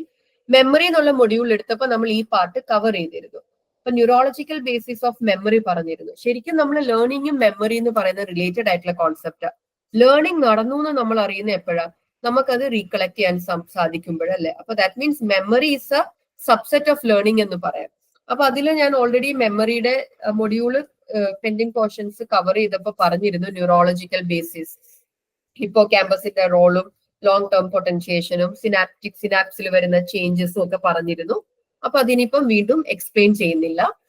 അപ്പൊ ഇതിനകത്ത് ഇനിയും ഒരു ടോപ്പിക് കൂടെ ഉള്ളൂ, വെർബൽ ലേണിംഗ്. അപ്പൊ വെർബൽ ലേണിംഗ് നമ്മൾ ലേണിംഗ് പഠിച്ചപ്പോൾ നമ്മൾ പലതരത്തിലുള്ള ലേണിംഗ് പഠിച്ചിരുന്നു. ഏറ്റവും സിംപ്ലസ്റ്റ് ഫോം ഓഫ് ലേണിംഗ് ആണ് അസോസിയേഷനിലൂടെ. നമ്മൾ അത് 2 തരത്തിൽ പഠിച്ചിരുന്നു, ക്ലാസിക്കൽ കണ്ടീഷനിങ്ങും ഒപ്പറന്റ് കണ്ടീഷനിങ്ങും. പിന്നെ നമ്മൾ കുറച്ചുകൂടെ ഹയർ ഫോംസ് ഓഫ് ലേണിംഗ് ആയ ഇൻസൈറ്റ് ലേണിംഗ്, ലേറ്റന്റ് ലേണിംഗ് കണ്ടിരുന്നു, ഒബ്സർവേഷണൽ ലേണിംഗ് കണ്ടിരുന്നു. ഇനി ഹ്യൂമൻ ബീങ്സിൽ മാത്രം ലിമിറ്റഡ് ആയിട്ടുള്ള ലേണിംഗ് ആണ് വെർബൽ ലേണിംഗ്. അപ്പൊ കണ്ടീഷനിങ്ങിൽ നിന്നും ഡിഫറെന്റ് ആണ്, ലാംഗ്വേജ് ഇൻവോൾവ് ആയിട്ട് വരുന്ന ലേണിംഗ് ആണ് വെർബൽ ലേണിംഗ്. അപ്പൊ വെർബൽ ലേണിംഗിനെ കുറിച്ച് പഠിക്കാനായിട്ട് സൈക്കോളജിസ്റ്റുകൾ യൂസ് ചെയ്യുന്ന നോർമൽ മെറ്റീരിയൽസ് ആണ് nonsense syllables, familiar words, unfamiliar words, sentences, paragraphs. അപ്പൊ ഇങ്ങനത്തെ മെറ്റീരിയൽസ് ഒക്കെ യൂസ് ചെയ്തിട്ടാണ് വെർബൽ ലേണിംഗ് എന്നുള്ള കോൺസെപ്റ്റിനെ കുറിച്ച് ഡീറ്റെയിൽഡ് ആയിട്ട് പഠിച്ചത്. ആൻഡ് ഈ പറയുന്ന മെറ്റീരിയൽസ് ഒക്കെ യൂസ് ചെയ്ത് സ്റ്റഡീസ് കൂടുതലും നടത്തിയിട്ടുള്ള സൈക്കോളജിസ്റ്റ് ഹെർമൻ എബിംഗ്ഹോസ് ആണ്. നമ്മൾ മെമ്മറി പഠിക്കുമ്പോഴും എബിംഗ്ഹോസിന്റെ പേര് നമ്മൾ പരാമർശിച്ചിട്ടുണ്ടായിരുന്നു. അപ്പം എബിംഗ്ഹോസ് ആണ് നമ്മൾ ഈ വെർബൽ ലേണിംഗിന്റെ നമ്മളിപ്പോ ഡിസ്കസ് ചെയ്യാൻ പോകുന്ന ഈ recall method, serial recall method ഒക്കെ കൂടുതലായിട്ടും യൂസ് ചെയ്ത സൈക്കോളജിസ്റ്റ് ആണ് എബിംഗ്ഹോസ്. അപ്പൊ നമുക്ക് നോക്കാം വെർബൽ ലേണിംഗിൽ എങ്ങനെയൊക്കെയാണ് നമുക്ക് വെർബൽ ലേണിംഗ് എന്ന ഫിനോമിനൻ പഠിക്കാൻ പറ്റുന്നത്. അപ്പൊ നോൺസെൻസ് സിലബിൾസ്, ഇപ്പൊ നിങ്ങൾ ഈ നോക്കുന്നുണ്ട് familiar words, unfamiliar words, sentences, paragraphs, ഇതൊക്കെ നിങ്ങൾക്ക് പരിചിതമായ വാക്കുകളാണ്. നോൺസെൻസ് സിലബിൾസ് എന്താന്ന് നിങ്ങൾക്ക് ഒരു പക്ഷെ അറിയില്ലായിരിക്കാം. നോൺസെൻസ് എന്ന് വെച്ചാൽ എന്താ? No sense, making no sense, ഒരു അർത്ഥവും ഇല്ലാത്ത സിലബിൾസ്. അപ്പൊ ബേസിക്കലി നമുക്ക് ഇത് എങ്ങനെ ഉണ്ടാക്കാവുന്നത്? കോൺസണന്റ് വവൽ കോൺസണന്റ് കോമ്പിനേഷൻസിനെയാണ് നോൺസെൻസ് സിലബിൾസ് എന്ന് പറയുന്നത്. അപ്പൊ നിങ്ങൾക്ക് വേണമെങ്കിലും ഒരു ടെസ്റ്റിന് വേണ്ടിയിട്ട് നോൺസെൻസ് സിലബിൾസ് എഴുതി ഉണ്ടാക്കാം. എങ്ങനെ എഴുതിയാൽ മതി? കോൺസണന്റ് വവൽ കോൺസണന്റ് കോമ്പിനേഷൻ ആണ്. അപ്പൊ നടുക്കൊരു വവൽ ആയിരിക്കണം, അപ്പുറം ഇപ്പുറം എന്തെങ്കിലും തരത്തിലെ കോൺസണൻസ് ആയിരിക്കണം. അപ്പൊ അത് പ്രത്യേകിച്ച് മീനിങ് തരാത്ത കോൺസണൻസ് ആയിരിക്കണം നമ്മൾ യൂസ് ചെയ്യുന്നത്. അപ്പൊ ഇങ്ങനെ നമ്മൾ ഡിറൈവ് ചെയ്തെടുക്കുന്ന കോമ്പിനേഷനാണ് നോൺസെൻസ് സിലബിൾസ് എന്ന് പറയുന്നത്. 3 വേർഡ് കോമ്പിനേഷൻ ആണ് കോൺസണന്റ് വവൽ കോൺസണന്റ് കോമ്പിനേഷൻ. ഈ വെർബൽ ലേണിംഗ് പഠിക്കാനായിട്ട് നമുക്ക് പലതരത്തിലെ മെത്തേഡ്സ് യൂസ് ചെയ്യാൻ സാധിക്കും. ഒന്നാമത്തെ മെത്തേഡാണ് പെയർഡ് അസോസിയേറ്റ് ലേണിംഗ്. അപ്പൊ ഇത് നമ്മൾ സ്റ്റിമുലസ് നമ്മൾ ക്ലാസിക്കൽ കണ്ടീഷനിങ്ങും ഒപ്പറന്റ് കണ്ടീഷനിങ്ങും ഒക്കെ പഠിച്ച പോലെ അസോസിയേഷനിലൂടെയാണ് ഇവിടെ ലേണിംഗ് നടക്കുന്നത്. അപ്പൊ അതുകൊണ്ടാണ് ഈ മെത്തേഡ് SS കണ്ടീഷനിങ്ങും SR ലേണിംഗുമായിട്ട് സിമിലർ ആണെന്ന് പറയുന്നത്. അപ്പൊ പെയർഡ് അസോസിയേറ്റ് ലേണിംഗിൽ എന്താ ചെയ്യുന്നതെന്ന് വെച്ചാൽ നമ്മൾ ഒരു ലിസ്റ്റിനകത്ത് എന്തുണ്ടാകും? പെയേഴ്സ് നമ്മൾ ഫോം ചെയ്ത് വെക്കും. ലൈക്ക് ഫോർ എക്സാമ്പിൾ ഇതിപ്പോ ഞാനൊരു നോൺസെൻസ് സിലബിളും ഒരു ഇംഗ്ലീഷ് ലാംഗ്വേജിലെ വേർഡ്സും ആണ് ഞാനിപ്പോ ഇവിടെ എടുത്തിരിക്കുന്നത്. വെം, ടൈം. ഇത് എങ്ങനെ വേണമെങ്കിലും നമുക്ക് ഈ വേർഡ്സ് എടുക്കാൻ പറ്റും. ഓക്കെ, അപ്പൊ ഒന്നെങ്കിൽ നമുക്ക് ഒരു നോൺ ലാംഗ്വേജും ഒരു ഫോറിൻ ലാംഗ്വേജും എടുക്കാം. എങ്ങനെ വേണമെങ്കിലും 2 വേർഡ്സ് എടുക്കാം. ഇതിപ്പോ നോൺസെൻസ് സിലബിളും ഇംഗ്ലീഷ് ലാംഗ്വേജിലെ വേർഡ്സും ആണ് എടുത്തിരിക്കുന്നത്. അപ്പൊ ഇതാണ് ഒരു പെയർ, ഇത് സെക്കൻഡ് പെയർ. അപ്പൊ ഇത് എന്ത് ചെയ്യും? ഇത് ആദ്യം എക്സ്പോസ് ചെയ്യും പാർട്ടിസിപ്പൻസിന്. ഓക്കെ, അപ്പൊ ഈ list of paired associates prepare ചെയ്തിട്ട് ഇതാദ്യം കാണിച്ചിട്ട് എന്താ ചെയ്യുന്നതെന്ന് വെച്ചാല് ആദ്യം ഇതാണ് സ്റ്റിമുലസ്, ഇതാണ് റെസ്പോൺസ്. ആദ്യം ഈ പെയറിനെ ഒന്നിച്ച് കാണിക്കും. ഓക്കെ, അതിനുശേഷം ഇവര് പഠിക്കാൻ വേണ്ടി പറഞ്ഞതിന് ശേഷം എന്ത് ചെയ്യും? രണ്ടാമത്തെ ടെസ്റ്റിംഗ് ഫേസിൽ എന്താ ചെയ്യുന്നതെന്ന് വെച്ചാല് ഈ സ്റ്റിമുലസ് മാത്രം കാണിക്കും. റെസ്പോൺസ് എന്താന്നുള്ളത് അവർ ഓർത്തു പറയണം. അപ്പൊ നമ്മളൊരു list of paired words prepare ചെയ്യും. എന്നിട്ട് ഈ ലിസ്റ്റിനെ, ഈ പെയർസിനെ 1 by 1 പാർട്ടിസിപ്പൻസിന് കാണിക്കും. അതിനുശേഷം ടെസ്റ്റിംഗ് ഫേസിൽ ഈ ലിസ്റ്റിലെ ഒരു വേർഡ് സ്റ്റിമുലസ് ആയിരിക്കും, മറ്റേ വേർഡ് റെസ്പോൺസ് ആയിരിക്കും. അപ്പൊ ജെൻ കാണിച്ചു കഴിഞ്ഞാൽ അവർ ലൂട്ട് എന്നുള്ള വേർഡ് ഓർത്തു പറയണം. ബെം കാണിച്ചു കഴിഞ്ഞാൽ ടൈം എന്നുള്ള വേർഡ് ഓർത്തു പറയണം. അപ്പൊ ജെൻ എന്നുള്ളത് സ്റ്റിമുലസ് ആയിട്ട് ആക്ട് ചെയ്യും. ജെൻ കാണിച്ചാൽ കൊടുക്കേണ്ട റെസ്പോൺസ് എന്താണ്? ലൂട്ടാണ്. ബെം കാണിച്ചാൽ കൊടുക്കേണ്ട റെസ്പോൺസ് എന്താണ്? ടൈം ആണ്. ഓക്കെ, അപ്പൊ ഇതില് എത്ര ട്രയൽ എടുക്കും അവർ കറക്റ്റ് ആയിട്ട് ആ സ്റ്റിമുലസിന് വേണ്ട റെസ്പോൺസ് കൊടുക്കുക എന്നുള്ളതാണ് മെഷർ ചെയ്യുന്നത്. ഈ മെത്തേഡിനെയാണ് പെയർഡ് അസോസിയേറ്റ് ലേണിംഗ് എന്ന് പറയുന്നത്. ഇനി രണ്ടാമതായിട്ട് വെർബൽ ലേണിംഗ് പഠിക്കാൻ വേണ്ടി യൂസ് ചെയ്യുന്ന മെത്തേഡാണ് സീരിയൽ ലേണിംഗ്. ഓക്കെ, അപ്പൊ സീരിയൽ ലേണിംഗിനകത്ത് ഇതിൽ നമുക്ക് എന്ത് വേണമെങ്കിലും യൂസ് ചെയ്യാം. നമ്മൾ ഓൾറെഡി പറഞ്ഞിരുന്നു എന്ത് തരത്തിലെ മെറ്റീരിയൽ വേണമെങ്കിലും യൂസ് ചെയ്യാം വെർബൽ ലേണിംഗ് ടെസ്റ്റ് ചെയ്യാനായിട്ട്. അതിപ്പം പാരഗ്രാഫ്സ് ആകാം, സെന്റൻസസ് ആകാം, ഫെമിലിയർ വേർഡ്സ് ആകാം, അൺഫെമിലിയർ വേർഡ്സ് ആകാം, അതല്ലെങ്കിൽ നോൺ സെൻസ് സിലബിൾസ് ആകാം. അപ്പൊ ഇതിനകത്ത് എന്താ ചെയ്യുന്നത്, സീരിയൽ ലേണിംഗിൽ എന്താ ചെയ്യുന്നതെന്ന് വെച്ചാൽ നമ്മൾ ഒരു list of verbal items prepare ചെയ്യും. അപ്പൊ അതൊന്നെങ്കിൽ നോൺ സെൻസ് സിലബിൾസ് ആയിരിക്കാം, അല്ലെങ്കിൽ ഫെമിലിയർ ആയിട്ടുള്ള വേർഡ്സ് ആയിരിക്കാം, അൺഫെമിലിയർ ആയിട്ടുള്ള വേർഡ്സ് ആയിരിക്കാം. ലിസ്റ്റ് പ്രിപ്പയർ ചെയ്തിട്ട് ഈ എൻറ്റയർ ലിസ്റ്റ് പാർട്ടിസിപ്പൻസിന് കൊടുക്കും. കൊടുത്തതിന് ശേഷം ഈ ലിസ്റ്റിലെ ഓർഡർ എങ്ങനെയാണോ അതേ ഓർഡറിൽ നമ്മൾ റീപ്രൊഡ്യൂസ് ചെയ്യാൻ പറയുമ്പോൾ ഈ മെത്തേഡിന്റെ പേരാണ് സീരിയൽ റീകോൾ അല്ലെങ്കിൽ സീരിയൽ ലേണിംഗ് എന്ന് പറയുന്നത്. അപ്പൊ ലിസ്റ്റിലെ വേർഡ്സ് അതിന്റെ എക്സാക്ട് ലിസ്റ്റിലുള്ള അതേ ഓർഡറിൽ റീകളക്ട് ചെയ്ത് പ്രസന്റ് ചെയ്യണം. അപ്പൊ ഇതിനെയാണ് നമ്മൾ സീരിയൽ റീകോൾ എന്ന് പറയുന്നത്. അപ്പൊ ഇവിടെ സീരിയൽ റീകോള് ഇത് വർക്ക് ചെയ്യുന്നത് സീരിയൽ ആന്റിസിപ്പേഷൻ എന്ന മെത്തേഡിലാണ്. അതായത് നമ്മളിപ്പം ലിസ്റ്റ്, ഞാനിപ്പോ ഇവിടെ ജസ്റ്റ് നിങ്ങൾക്ക് മനസ്സിലാകാൻ വേണ്ടി കുറച്ച് ഐറ്റത്തിന്റെ ലിസ്റ്റ് എഴുതാം. Knife, toy, broom, pen, match box. അപ്പൊ ഇങ്ങനെ ഒരു ലിസ്റ്റ് തരുമ്പോൾ നിങ്ങൾ ഇത് പഠിച്ചിട്ട് ഇതേ ഓർഡറിൽ തന്നെ പറയണം. അപ്പൊ ഇങ്ങനെ പറയുന്ന സമയത്ത് നമ്മൾ ആദ്യത്തെ സ്റ്റിമുലസ് പറയുമ്പോൾ ഇതാണ് നമ്മളെ ഹെൽപ്പ് ചെയ്യുന്ന അടുത്തത് റീകളക്ട് ചെയ്യാൻ വേണ്ടി. അപ്പൊ നമ്മൾ നൈഫ് പറയുമ്പം ഈ നൈഫ് ആണ് എന്ത് ചെയ്യുന്നത്, അടുത്ത വേർഡിനുള്ള സ്റ്റിമുലസ് ആയിട്ട് വരുന്നത്. അപ്പൊ നൈഫ് കഴിഞ്ഞാൽ ഇമ്മീഡിയറ്റ്ലി ടോയ് ഫോളോ ചെയ്യണം. ഈ ടോയ് ആണ് അടുത്ത വേർഡിനുള്ള സ്റ്റിമുലസ് ആയിട്ട് മാറുന്നത്. ഈ മെത്തേഡിനെയാണ് സീരിയൽ ആന്റിസിപ്പേഷൻ എന്ന് പറയുന്നത്. അപ്പൊ ഞാൻ വേറൊരു എക്സാമ്പിൾ പറയാം. 2 into 9 എത്ര ആണെന്ന് ചോദിച്ചാൽ നിങ്ങൾക്ക് പെട്ടെന്ന് പറയാൻ അറിയത്തില്ലെങ്കിൽ നിങ്ങൾ ചിലപ്പോൾ ചെയ്യാറില്ല 2 1s are 2, 2 2s are 4.